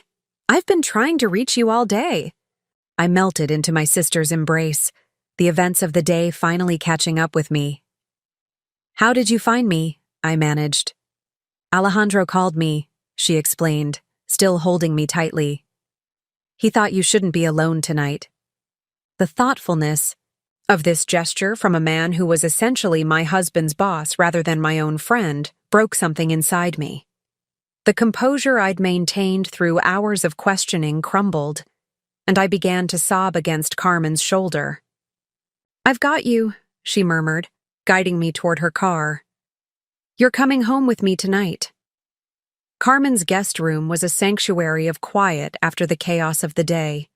I sat on the edge of the bed, staring at the phone in my hands, aware that I needed to make decisions but feeling utterly incapable of formulating a plan. My sister appeared in the doorway with a mug of tea and a determined expression. "All right," she said, sitting beside me. "It's time to strategize." I looked at her blankly. Strategize? Victor had a plan. Ariana had a plan. Now you need a plan. She took my hand firmly. "They assumed you'd crumble, that you'd be too shocked, too hurt to fight back. They underestimated you once. We're not giving anyone the chance to underestimate you again." Her confidence stirred something in me, a flicker of the same determination that had propelled me to chase Victor across the bay. "I don't even know where to start," I admitted. Carmen squeezed my hand. "You start by protecting what's left and reclaiming what was taken. First thing tomorrow, we're calling the best divorce attorney in the city. Then we're contacting your bank to secure any remaining accounts. Then we're changing the locks on your house." The practicality of these steps cut through my emotional fog. "The house," I said suddenly. "I need to check the house." "What do you mean?" "Victor's email said he left me the house, but he's been lying about everything else." "What if he took things? Important documents, family heirlooms? What if he damaged something out of spite?" Carmen nodded, understanding immediately. "We'll go first thing in the morning. Together." Sleep was impossible that night, despite my exhaustion. I lay awake in Carmen's guest room, replaying moments from my marriage, searching for signs I should have seen, warnings I should have heeded. There were so many looking back, small inconsistencies, gradual changes, subtle shifts in behavior that I had rationalized or ignored, but dwelling on hindsight wouldn't help me move forward. As the first light of dawn filtered through the curtains, I made a decision. I wouldn't be defined by Victor's betrayal. I wouldn't spend my energy on regret or self-recrimination. Instead, I would focus entirely on rebuilding what he had tried to destroy. Carmen was already in the kitchen when I emerged, 2 legal pads on the table in front of her, making lists. She looked up as I entered, relief crossing her features at whatever she saw in my expression. "You look different," she observed. "I feel different," I replied, pouring myself coffee. "I'm done being reactive. From now on, I'm the one making the moves." Carmen smiled, sliding one of the legal pads toward me. "That's my sister. I've started a list of everything we need to address, divided by urgency." I glanced at her neat handwriting. appreciating the structured approach to the chaos. Financial concerns topped the list, securing any remaining accounts, documenting all stolen funds, contacting credit bureaus to prevent new accounts being opened in my name. Next came legal considerations, divorce proceedings, potential recovery of assets, my rights in the criminal case against Victor. I've already called Lucia Nash, Carmen said. She's the divorce attorney who handled my friend Sophia's case last year, the one where her ex tried to hide assets in his mother's name? I nodded, remembering the story. Sophia's attorney had been ruthlessly effective, uncovering every attempt at financial deception. Lucia can see you at 10, Carmen continued. And I've scheduled an appointment with your bank at 1.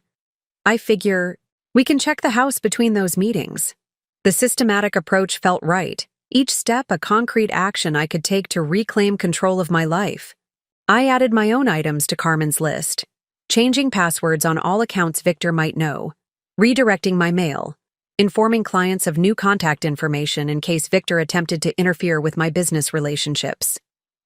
By the time we left for the divorce attorney's office, I had a comprehensive strategy taking shape. It wasn't just about the practical aspects of disentangling my life from Victor's. It was about reclaiming my narrative, refusing to be merely the victim in the story he had written. What I didn't yet realize was that this strategy would lead me to discoveries even more shocking than what I had already learned. Revelations that would challenge everything I thought I knew about the man I had married and the life we had supposedly built together. Lucia Nash's law office occupied the 15th floor of a downtown building with sweeping views of the city skyline. The reception area was elegant but not ostentatious, clearly designed to convey competence rather than intimidate with luxury. The message was clear. Your money goes toward legal expertise, not excessive decor. Lucia herself matched her office perfectly. In her mid-50s with steel gray hair cut in a precise bob, she radiated calm authority. When she shook my hand, her grip was firm, her gaze direct and assessing. "Mrs. Delgado," she said, gesturing for Carmen and me to sit across from her desk. "I've been briefed on the basics of your situation. Extraordinary circumstances, to say the least. Please call me Sarah," I said, settling into the chair.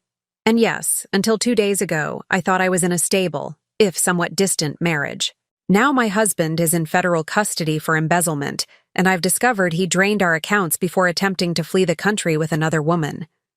Lucia nodded, appreciating my directness. "I've handled many high-conflict divorces involving financial misconduct, but yours has some unique elements. The federal charges complicate matters, but they may actually work in your favor for the financial recovery aspects." "How so?" Carmen asked. "The criminal investigation has already frozen assets and will be tracing all financial movements. That's work we'd normally have to do ourselves through discovery." Lucia turned to me. "Did you have a prenuptial agreement?" I shook my head. "We were young, just starting our careers. It never seemed necessary." "That works in your favor now," Lucia said. "Without a prenup, and with clear evidence of financial misconduct, we have a strong position to request not just an even split of marital assets, but potential punitive measures related to the hidden funds." The conversation continued as Lucia methodically outlined the process ahead.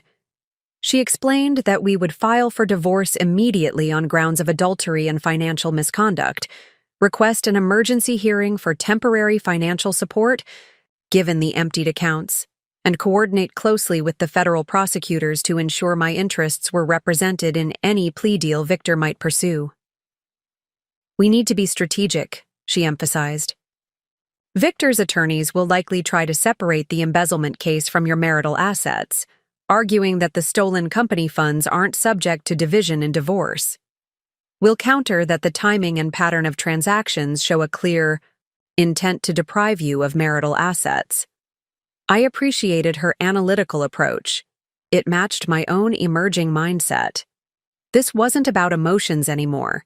It was about justice and recovery. "There's one more thing you should consider," Lucia said, her expression growing more serious. With cases like this, we often discover that the financial deception goes back further than initially thought. I recommend a complete forensic accounting of your marital finances for at least the past 5 years. The implication was clear. Victor's betrayal might have deeper roots than I realized. The thought made my stomach clench, but I nodded. Whatever it takes to get the complete picture, as by. We left Lucia's office with a clear legal strategy in place. Carmen checked her watch. We have about an hour before the bank appointment. Do you want to stop by the house now? A knot formed in my throat.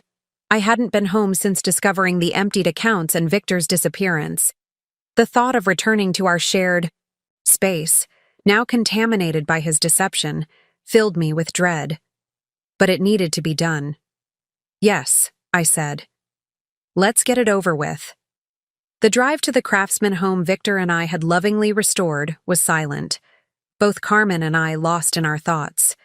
As we pulled into the driveway, the house looked exactly as I'd left it 2 days ago. The garden beds I'd planted last fall blooming with spring flowers, the porch light still on from when I'd left for Carmen's in Phoenix. Nothing external signaled the seismic shifts that had occurred. My hand trembled slightly as I inserted my key into the lock. Inside, the familiar scent of home, my favorite candle, the wood polish we used on the antique furniture, the subtle hint of the rosemary plant, in the kitchen window, hit me with unexpected force. This had been my sanctuary, the place where I felt most secure.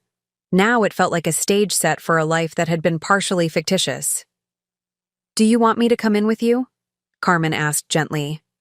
I shook my head. I need to do this myself. But, stay close?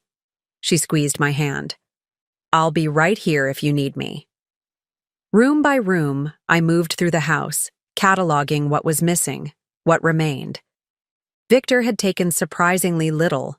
His clothes, his personal electronics, a few books. The art we'd collected together still hung on the walls. The furniture we'd selected piece by piece remained in place. It was as if he'd excised himself from our shared space with surgical precision, leaving the external structure intact, but removing his presence within it. In our bedroom, no, my bedroom now, I opened his closet to find it mostly empty. A few old sweaters and casual clothes remained, items he clearly hadn't deemed worthy of his new life. The deliberate selection stung. He'd planned this exit carefully, choosing what deserved to accompany him to his future with Ariana. I moved to his dresser, opening drawers that contained only a few forgotten items, old t-shirts, mismatched socks, a watch I'd given him 3 Christmases ago that he'd claimed to love but apparently didn't value enough to take. Each abandoned object felt like a small rejection, a curation of what mattered and what didn't. I hadn't made the cut. The home office was where I found the first significant evidence of his preparations. The filing cabinet had been meticulously sorted through with certain folders missing, tax documents, investment records, property deeds. On his desk, a single sheet of paper remained, held down by a paperweight, a handwritten note. Sarah, by now you know I've left. I'm sorry for any pain this causes, but we both know our marriage hasn't been working for a long time. I've taken only what's mine and left you the house and its contents. This is more than fair given the circumstances. Please don't make this more difficult than it needs to be. Some endings are necessary for new beginnings. Victor, the detached formality of it, the complete absence of any acknowledgement of his theft or betrayal, ignited a fresh wave of anger. He was attempting to reframe his actions as a reasonable separation rather than the criminal abandonment it actually was. I crumpled the note and continued my search. Behind the desk, I noticed the wall safe partially concealed by a framed architectural print. A safe I knew contained important documents and valuables. Victor knew the combination, of course. With a sense of resignation, I entered the code and opened it, expecting to find it emptied. Instead, I was met with a surprising sight. Our passports, birth certificates, and marriage license remained, along with a small jewelry box containing pieces that had belonged to my grandmother. Everything with sentimental rather than monetary value had been left behind. But something else caught my eye, a folder I didn't recognize, tucked behind the other documents. I pulled it out, opening it to find a series of photographs. My breath caught as I realized what I was looking at. Victor and Ariana in various locations, a beach resort, a mountain cabin, what looked like a European city. In every image, they looked relaxed, intimate, happy. And based on the changing seasons visible in the backgrounds, these photos spanned at least 2 years. 2 years.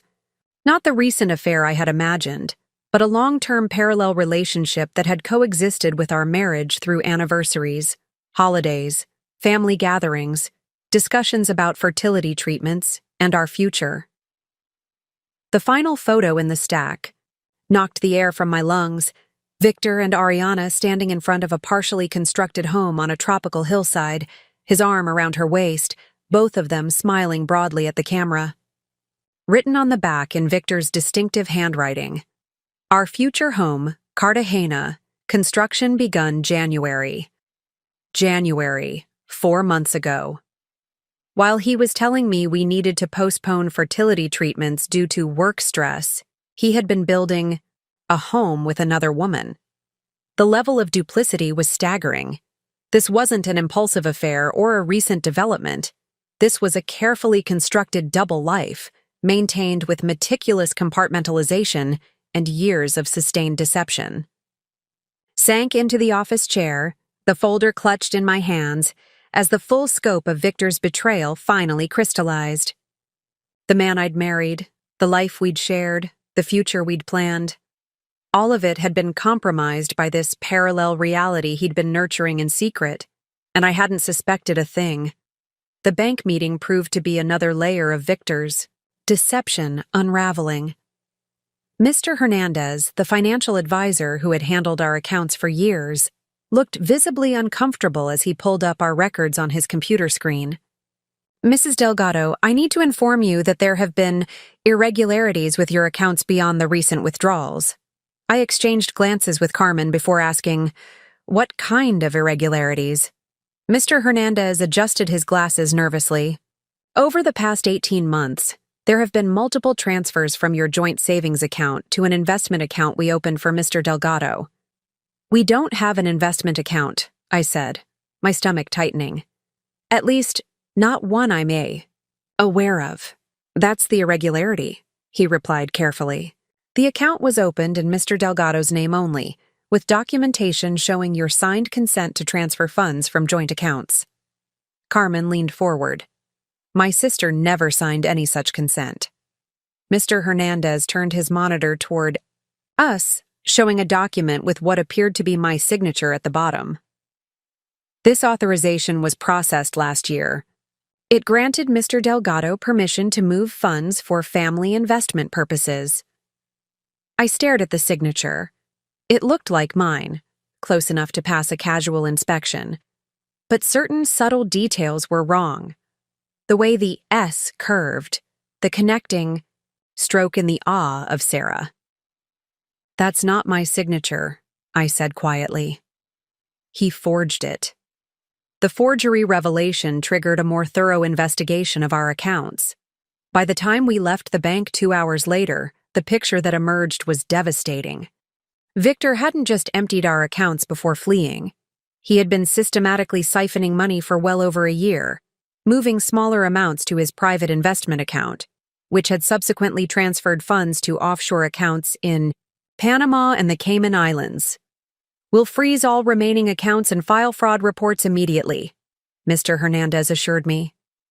"With the criminal investigation already underway, we can expedite the process of investigating these unauthorized transfers." I nodded mechanically, still processing the extent of Victor's betrayal.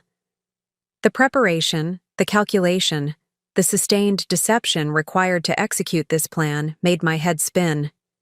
This wasn't an impulsive decision or a recent development. This was years of methodical groundwork. As we walked back to Carmen's car, my phone rang. The screen showed a number I didn't recognize. Hello? Mrs. Delgado, this is Agent Rivera with the FBI. I wanted to update you personally. We've completed our initial examination of the documents recovered from the yacht, and there's something you should know. I braced myself. What is it? We found extensive documentation of property purchases in Colombia under the name Sunrise Investments. Multiple properties, not just one. The total investment is substantial. Well over $3 million in the past 2 years. $3 million. Far more than what Victor had taken from our personal accounts or even what he'd allegedly embezzled from Solaris. Where did that money come from?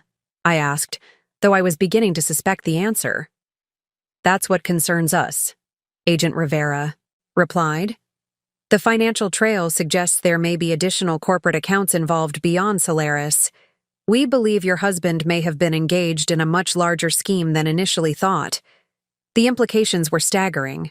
Victor's crimes potentially extended beyond Solaris, beyond our marriage, a web of financial fraud that had funded his double life for years. We'd like you to come back in tomorrow if possible, Agent Rivera continued. There are some additional documents we'd like you to review, transactions that might help us understand the full scope of the situation. I'll be there, I promised, ending the call and turning to Carmen with wide eyes. What now? She asked, concern etched across her features. It's bigger than we thought. Much bigger. I relayed what Agent Rivera had told me, watching my sister's expression shift from concern to disbelief. How could he hide something that extensive? She wondered as we got into her car. By being the person I trusted most in the world, I answered softly. By knowing exactly what I paid attention to and what I didn't. Back at Carmen's house, I called Lucia to update her on the bank's findings and the FBI's new information. Her response was swift and decisive. This changes our approach, she said. With evidence of forgery and systemic financial fraud stretching back years, we can pursue a much more aggressive position in the divorce proceedings. I'll file for an emergency hearing first thing tomorrow morning. That evening, as Carmen prepared dinner, my phone buzzed with a text message from an unknown number. They're saying I stole from multiple companies. Don't believe everything you hear. You know me better than that, Victor.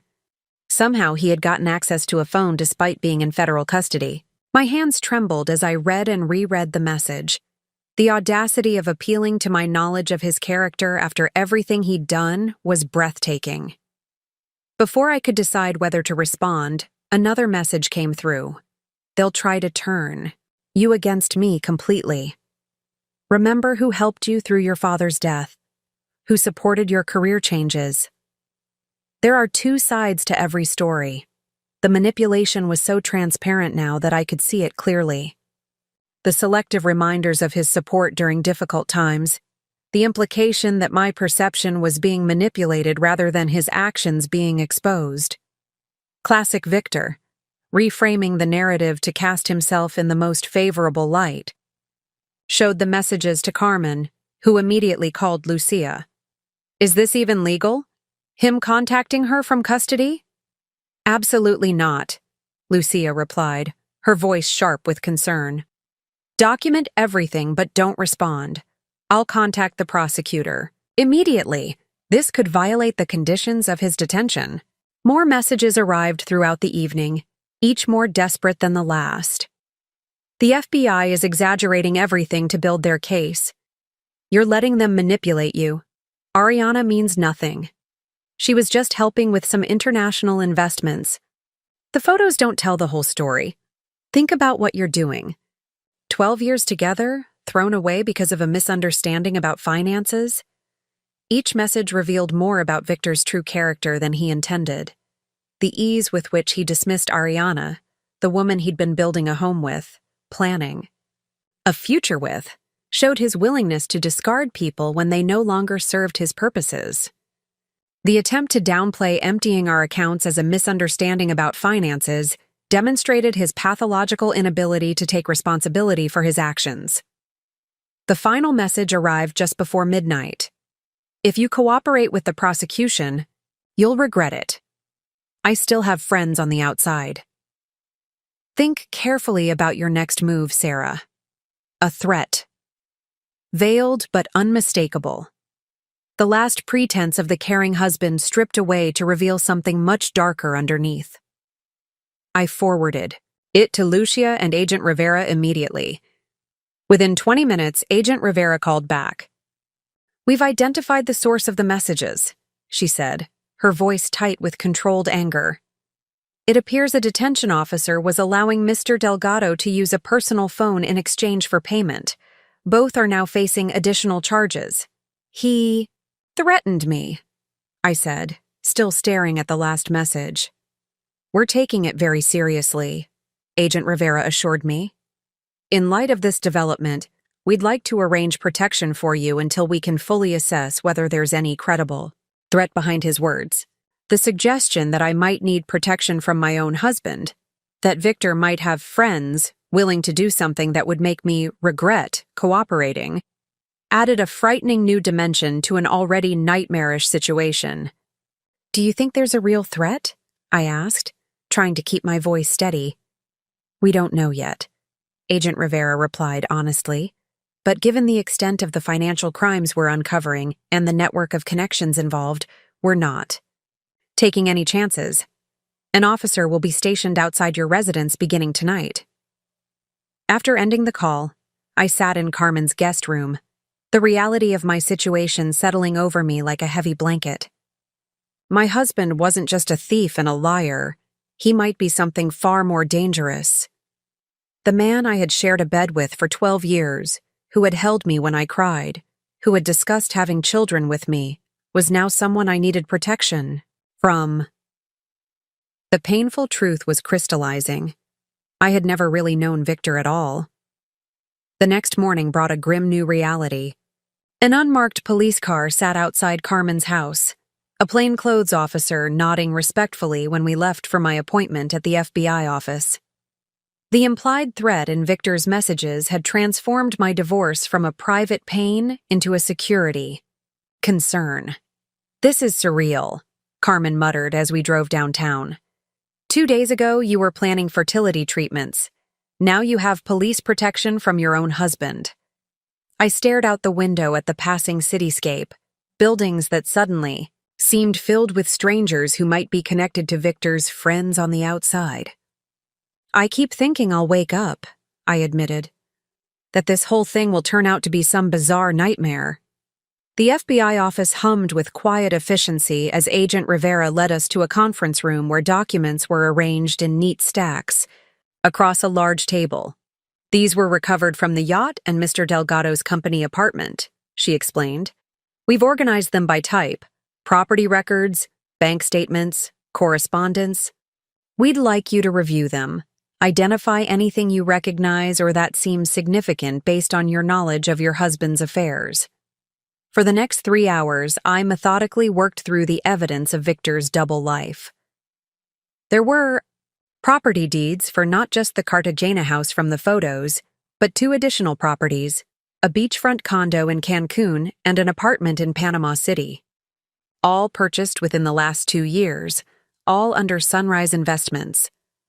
Most revealing were the emails between Victor and Ariana, dating back nearly 3 years.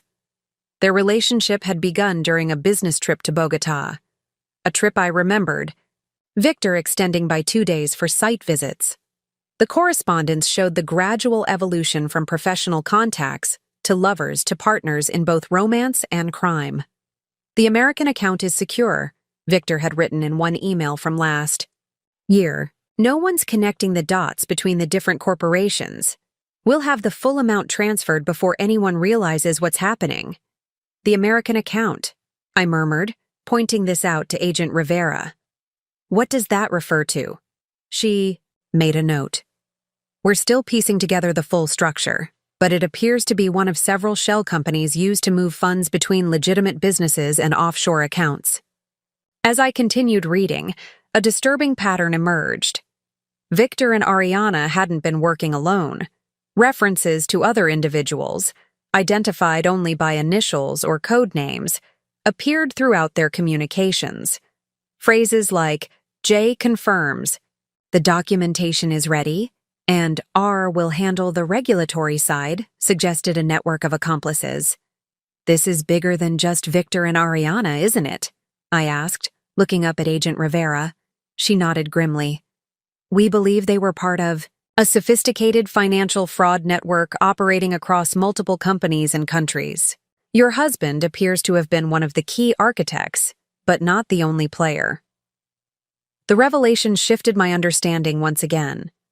Victor's betrayal wasn't just personal. It was professional on a scale I hadn't imagined. He hadn't just stolen from me and from Solaris. He had potentially been involved in international financial crimes affecting multiple companies and individuals. As I continued through the documents, I discovered something that made my blood run cold. A list of assets and liabilities in Victor's handwriting. Under liabilities, he had written, Sarah, potential claim on assets, with a note beside it. Handled. By 12/31. Today was April 3rd. Whatever handled meant, it had been scheduled for the end of the year. What do you think this means? I asked Agent Rivera, pointing to the notation. She studied it carefully. It could be interpreted various ways. Most likely, it refers to his plan to empty your accounts before leaving, eliminating your claim on those assets. But something in her tone suggested she wasn't entirely convinced by her own explanation. The cold calculation of that simple notation, handled, suggested something more definitive than just taking my money. By early afternoon, I had reviewed everything the FBI had prepared. My head throbbed with the effort of processing so much. Deception. So many layers of betrayal stretching back years. You've been incredibly helpful, Agent Rivera said as she walked Carmen and me out. Your insights into these documents have provided several new leads our financial crimes team is already pursuing. What happens now? I asked, feeling oddly detached after hours of confronting evidence of my husband's crimes. For us, the investigation continues. We're working with international partners to trace all financial movements and identify other members of the network. For you? She paused, her professional demeanor softening slightly. Take care of yourself, Mrs. Delgado. The protective detail will remain in place until we've fully assessed any potential threat. And please call immediately if you receive any more communications from your husband or anyone associated with him, as... We left the federal building. Carmen put her arm around my shoulders. What do you need right now? I considered the question seriously. What did I need? Security? Yes. Legal protection? Certainly. Financial stability? Eventually. But in that moment, what I needed most was something different. I need people who know the real me, I said finally. Not Victor's version of me. Not the woman who was too trusting or too blind to see what was happening. Just me. Carmen nodded, understanding immediately. Let's call the squad. By sunset, Carmen's living room had been transformed into what she jokingly called Operation Support Sarah. 4 women, my closest friends from various phases of life, gathered around the coffee table laden with takeout containers and wine bottles. The protective detail officer remained discreetly stationed outside, a surreal reminder of the circumstances that had prompted this gathering. Lucia, my college roommate and now a pediatrician, had driven 2 hours to be here.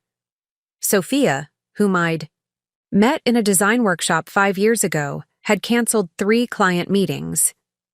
Ariana, yes, ironically the same name as the woman who had helped destroy my marriage, was my neighbor from our first apartment building, who had remained a steadfast friend through multiple moves and life changes. I still can't believe it, Sophia said, refilling my wine glass. Victor always seemed so dependable. That was his specialty, I replied, the wine softening the edge of bitterness in my voice. Seeming to be exactly what people expected him to be. Okay, Carmen announced, pulling out a whiteboard she'd brought from her home office. We're not just here for moral support. We're here to create Sarah's survival and comeback plan. I smiled weakly, touched by their determination to help. I'm not sure a whiteboard can solve international financial fraud. No, Carmen agreed. But it can organize the way forward when everything feels chaotic. She drew a line down the middle of the board. Left side is immediate needs, right side is long-term goals. Let's start filling this in. For the next hour, my friends helped me break down the overwhelming situation into manageable pieces. Immediate needs included securing temporary financial support.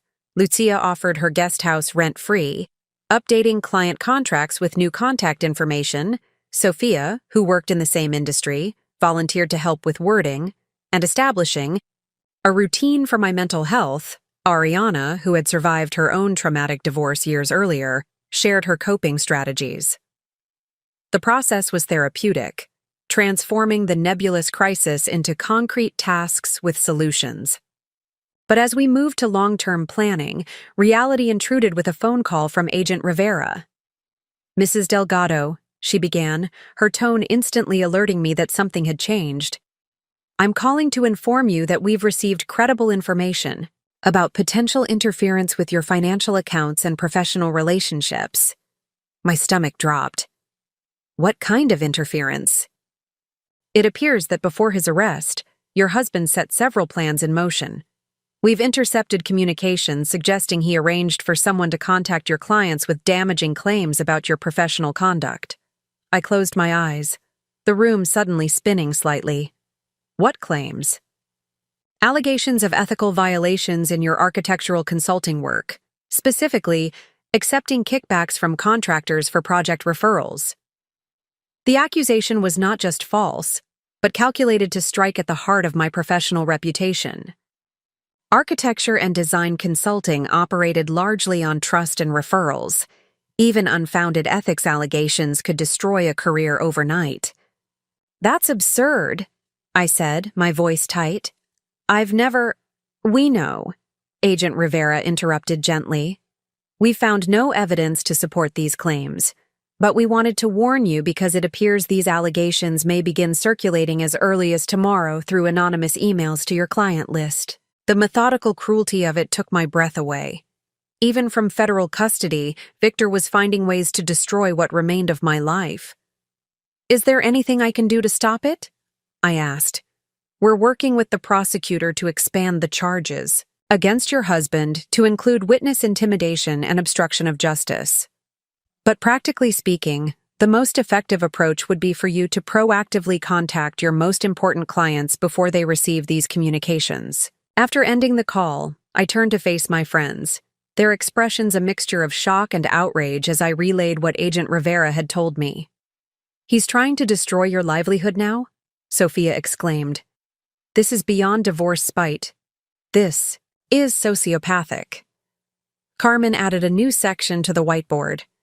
"Emergency client communications." "We need to draft a message tonight," she said, switching into crisis management mode. "Something that acknowledges the situation without creating panic. Professional, direct, just enough detail to inoculate against whatever Victor sends."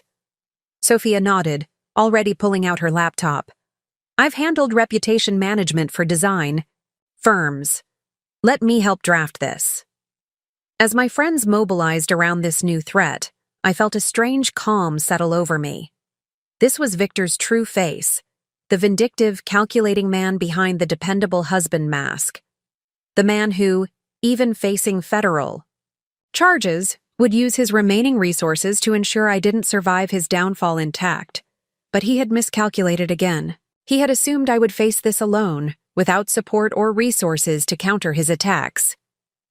Looking around at the determined women filling Carmen's living room with action plans and solution strategies, I realized Victor had never truly understood a fundamental truth about me. While he had built his life on deception and isolation, I had built mine on authentic connections. By midnight, we had drafted and sent a carefully worded email to all my clients explaining that my husband was under federal investigation for financial crimes and that, unfortunately, some false allegations about my professional conduct might circulate as a result. I assured them that any such claims were completely unfounded, invited them to contact me directly with concerns, and attached a statement from Lucia Nash, now officially my divorce attorney, confirming the legal situation. It was a preemptive move against Victor's attack, but we all knew it might not be enough. Some clients would inevitably be spooked by any hint of controversy. Projects might be delayed or canceled. Referrals would likely dry up temporarily. As my friends finally departed around 1 a.m., Carmen hanging back to squeeze my shoulder reassuringly, I faced the stark reality that Victor's campaign against me was just beginning. The financial assets he'd stolen were only the first salvo. Now he was targeting something even more valuable: my professional reputation and future earning capacity. I lay awake in Carmen's guest room, staring at the ceiling, mentally cataloging everything Victor still had the power to damage in my life: my reputation, my client relationships, my credit score if he defaulted on any joint obligations I wasn't yet aware of, possibly even my physical safety if his veiled threats materialized. The path forward would not be as straightforward as filling out a whiteboard with action items. It would be a constant battle against whatever destructive plans Victor had set in motion before his arrest, and whatever new attacks he could orchestrate from behind bars. The next morning brought the expected storm. 3 clients called before 9 a.m., each having received anonymous emails with detailed, though fabricated, allegations about improper billing practices and contractor kickbacks. Despite my preemptive message, I could hear the hesitation in their voices, the seed of doubt Victor had successfully planted. "I understand your concerns completely," I told each of them, maintaining a calm I didn't feel. "I welcome any review of my billing and contractor selection processes. In fact, I'd be happy to provide full documentation for every project decision, if that would help reassure you." 2 seemed mollified. The third, a major commercial client whose project represented nearly a quarter of my anticipated annual income, decided to pause our engagement pending resolution of these concerns. Sat at Carmen's kitchen island, staring at my phone after that particularly difficult call, fighting back tears of frustration. "He's winning," I said when Carmen joined me, pushing a cup of coffee across the counter. "1 email, and I've already lost my biggest client." "This isn't winning or losing," Carmen replied firmly. "This is you weathering the worst storm while he sits in a federal detention center facing decades in prison." Before I could respond, my phone rang again. I braced myself for another client cancellation, but the caller ID showed Alejandro Reyes from Solaris International. "Sarah," he began without preamble, "I assume you've heard about the allegations being circulated about your professional conduct?" "Unfortunately, yes. Victor seems determined to burn my life to the ground even from custody."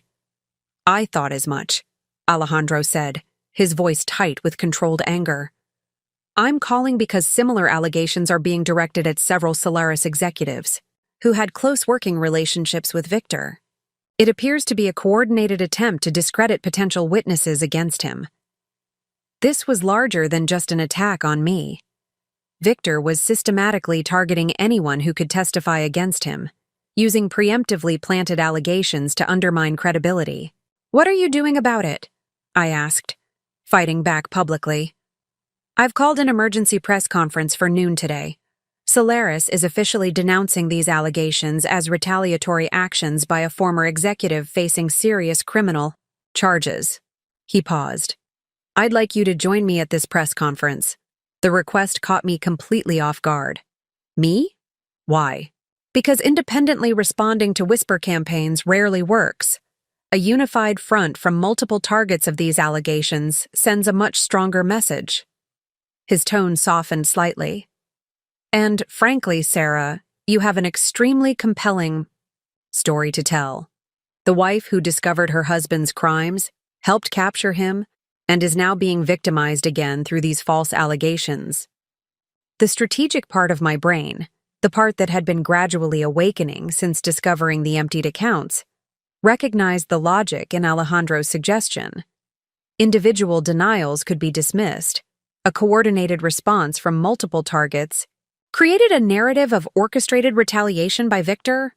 "I've never done anything like a press conference," I said hesitantly.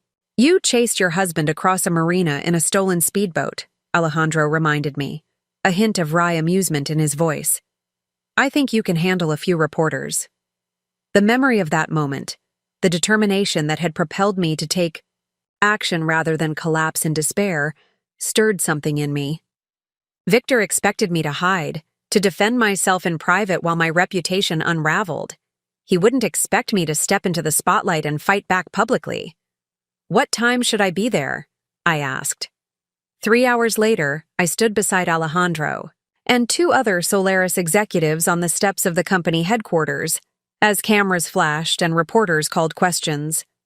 Dressed in a tailored navy suit borrowed from Carmen, my own clothes still at the house I wasn't ready to return to, I projected a confidence I didn't entirely feel.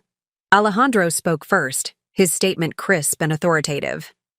"Solaris International has uncovered evidence that the recent allegations against company executives and associates are part of a coordinated attempt to intimidate and discredit potential witnesses in the ongoing federal investigation of Victor E. Delgado.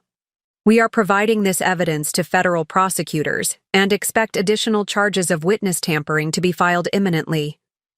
When my turn came, I stepped forward, acutely aware of the cameras trained on my face. The speech Sophia and I had crafted that morning was memorized, but as I looked at the assembled reporters, I set it aside. Instead, I spoke directly from my heart. "My name is Sarah Delgado.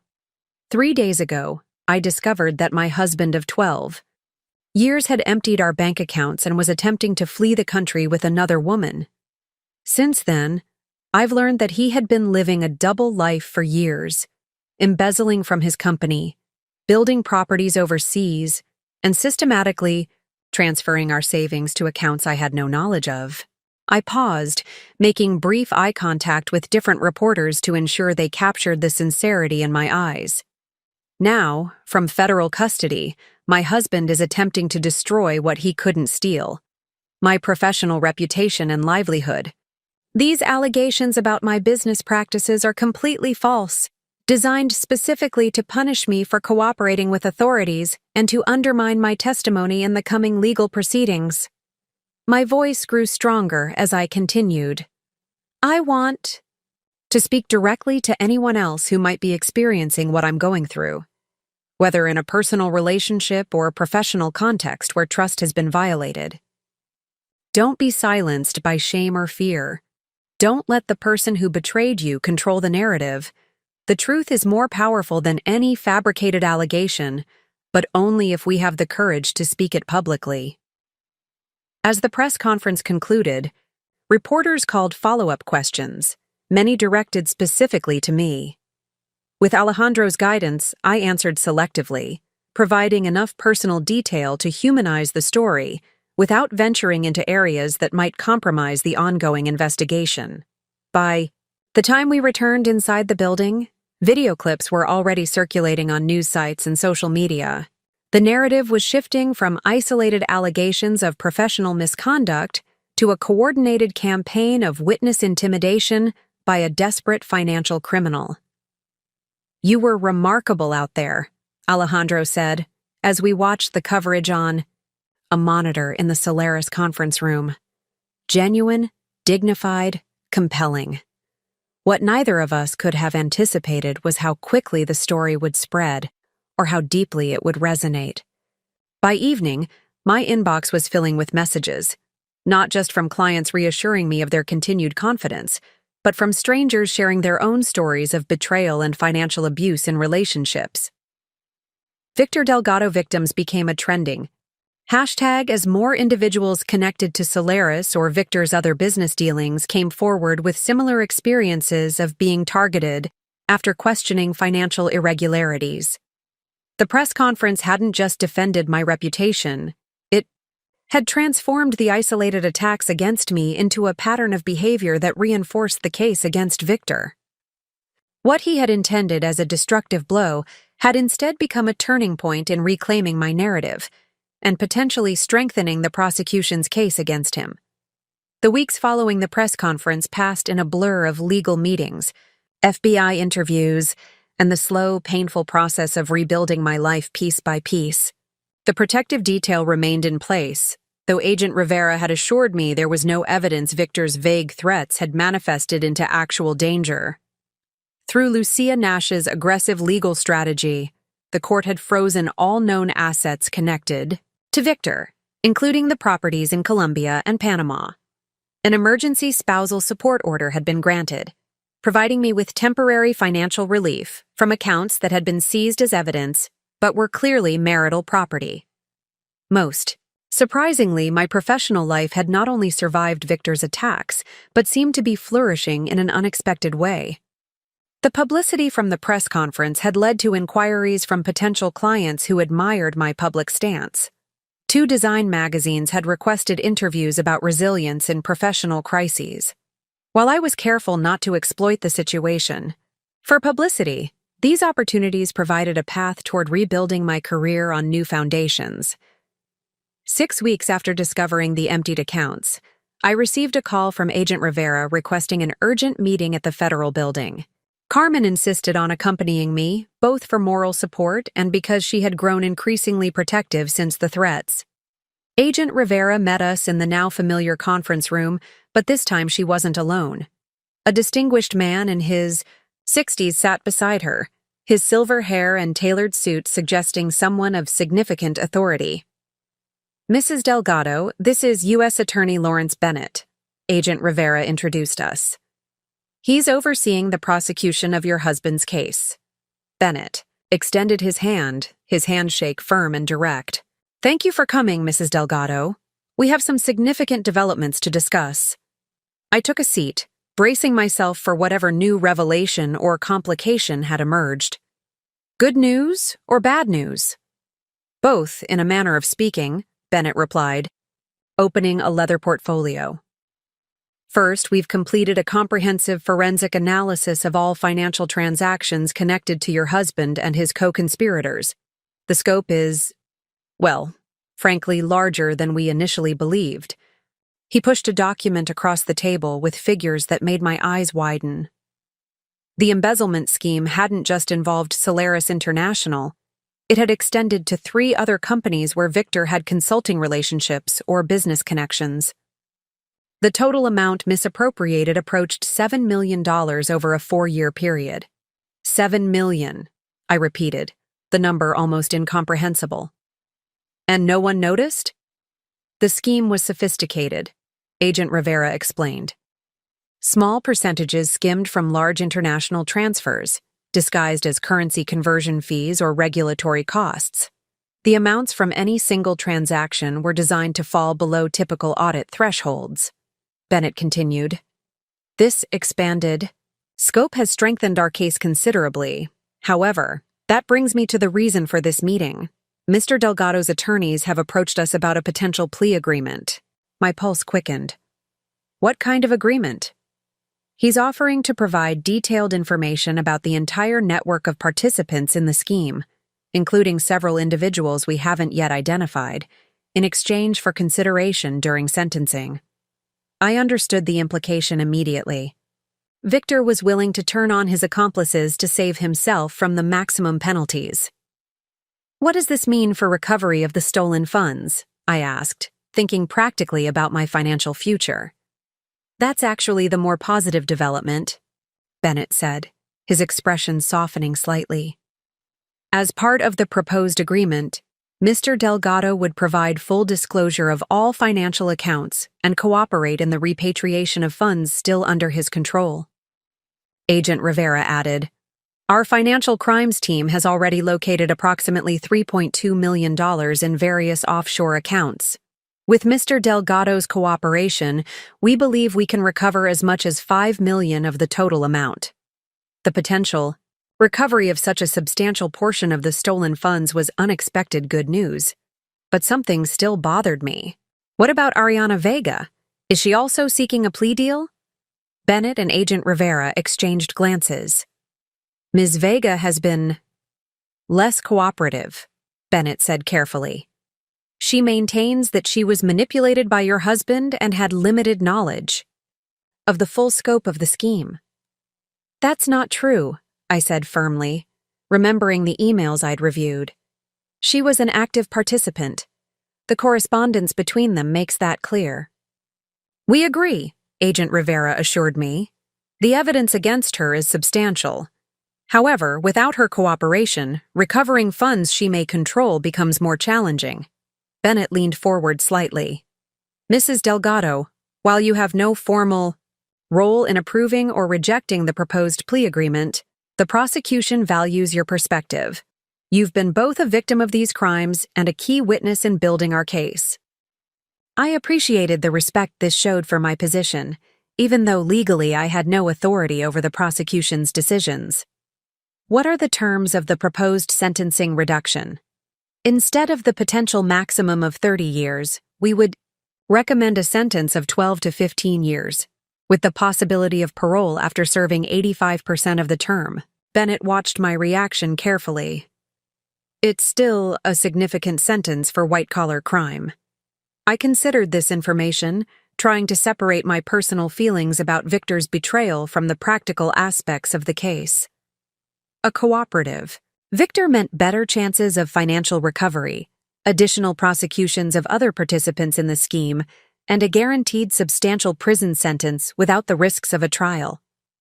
I support whatever approach recovers the most money for all victims and ensures Victor and his accomplices face appropriate consequences, I said finally. If his cooperation helps achieve that, then I won't object to the proposed terms. Bennett nodded, respect evident in his expression. Thank you for your perspective.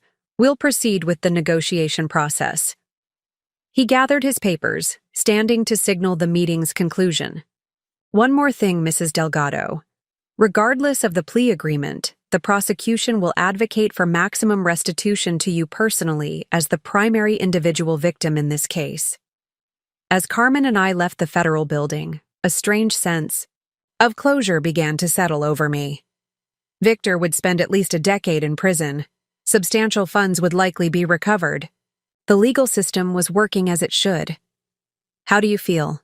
Carmen asked as we walked to her car. I considered the question carefully. Like this chapter is ending, even if the story isn't over yet. Like I can finally start thinking about a future that isn't defined by what Victor did. 3 days later, the news became official. Victor had accepted the plea agreement, providing detailed statements about the entire financial scheme and surrendering all claims to the recovered assets. His formal sentencing would occur in 6 weeks, but the terms were essentially set. 14 years in federal prison with no possibility of parole until at least 12 years had been served. What surprised me most was my own reaction to the news. Not satisfaction or vindication, but simply relief. The constant anxiety of fighting Victor's machinations was lifting. The immediate battle was won. Now I could focus on rebuilding rather than just surviving. 1 year after discovering Victor's betrayal, I stood in the entryway of my new home, a modern loft overlooking the river, purchased with my portion of the recovered funds. The space looked nothing like the craftsman house I'd shared with Victor. That had been intentional. I'd sold our old home 6 months earlier, unable to feel comfortable in rooms that held too many memories of a life built on deception. This loft, with its clean lines and open floor plan, represented my new beginning. I'd designed the interior myself, my first major personal project since the crisis. Every element reflected choices made solely for my own happiness, not compromises with a partner who had never truly shared my vision. My design business had not only recovered but evolved. After the media attention from the case subsided, I'd made a deliberate decision to specialize in helping people reclaim and reimagine spaces after major life transitions, divorces, career changes, empty nests. The work was deeply fulfilling, combining my design skills with the emotional intelligence I'd developed through my own transformation. The federal case against Victor and his co-conspirators had concluded with a series of convictions. Victor was serving his 14-year sentence at a medium security facility across the state. Ariana had eventually accepted a plea deal of her own, receiving 8 years. The network of accomplices had largely been dismantled, with restitution ordered to all corporate and individual victims. Financial recovery had been substantial but not complete. Of the $7 million stolen, authorities had managed to recover just over $4 million. My personal accounts had been restored to approximately 80% of what Victor had taken, enough for security, but not without lasting impact. The fertility treatments we'd been saving for remained financially out of reach for now, though I hadn't abandoned that dream entirely. Carmen entered from the kitchen, carrying 2 glasses of champagne. "Happy 1-year anniversary of taking your life back," she said, handing me a glass. I smiled, accepting the toast. "Strange thing to celebrate." "Not strange at all," Carmen countered. "You survived something designed to destroy you. That deserves acknowledgement." We moved to the balcony, looking out over the city lights reflecting on the river below. The evening was mild, the spring air carrying the scent of new beginnings. "Do you ever wonder about him?" Carmen asked carefully. "About how he's doing in there?" I considered the question honestly. "Sometimes, not because I miss him, but because I still struggle to reconcile the man I thought I knew with the person he actually was." I took a sip of champagne. I stopped sending the divorce papers after the 3rd time he refused to sign them. Eventually, the court granted it by default. "He still can't admit it's over," Carmen observed. Control was always everything to Victor. Signing those papers would mean acknowledging he'd lost the last bit of connection to me. I shrugged. "But his signature doesn't matter. I'm free either way." We stood in comfortable silence, watching boats move along the river, their lights creating temporary pathways on the dark water. "What's the most important thing you've learned?" Carmen asked eventually. "From all of this?" I didn't need to think long about my answer. The lessons of the past year had been hard-won but crystalline in their clarity. That betrayal doesn't define you. Your response to it does. That starting over isn't failure, but courage. And that sometimes the most painful endings lead to the most authentic beginnings. Standing in my kitchen 3 years after that life-changing April morning, I look at the woman reflected in the window glass and barely recognize the person I was before. Not because I've changed completely, the core of who I am remains intact, but because I've discovered strengths I never knew I possessed. Let me speak directly to you now. Yes, you, who might be facing your own betrayal or challenge.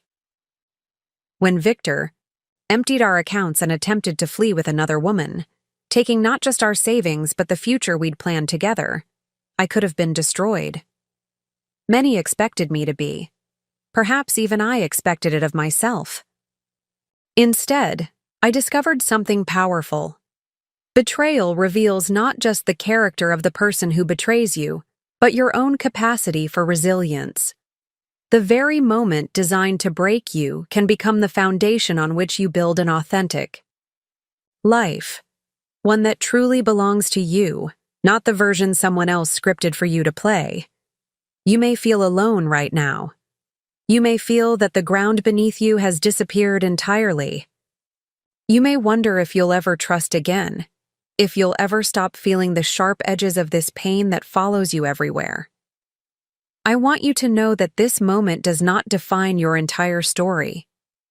What defines you is what you choose to do next. You have more strength within you than you realize. I discovered mine when I had no other choice. You will find yours too. Remember that no one, absolutely no one, has the right to determine your worth or to write the ending of your story. That power remains solely in your hands. The path forward won't be easy. There will be days when fighting seems harder than surrendering, when the weight of what you've lost overwhelms the possibility of what you might build. On those days, be gentle with yourself, but don't stop moving forward. Find your allies, the people who see your truth and stand beside you when you can't stand alone. Document your evidence, protect what matters, trust your instincts, and know that your voice deserves to be heard.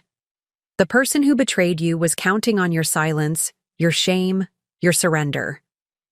Don't give them that satisfaction. Instead, rise. Rise with dignity. Rise with determination. Rise with the quiet, unshakable knowledge that you are worth fighting for.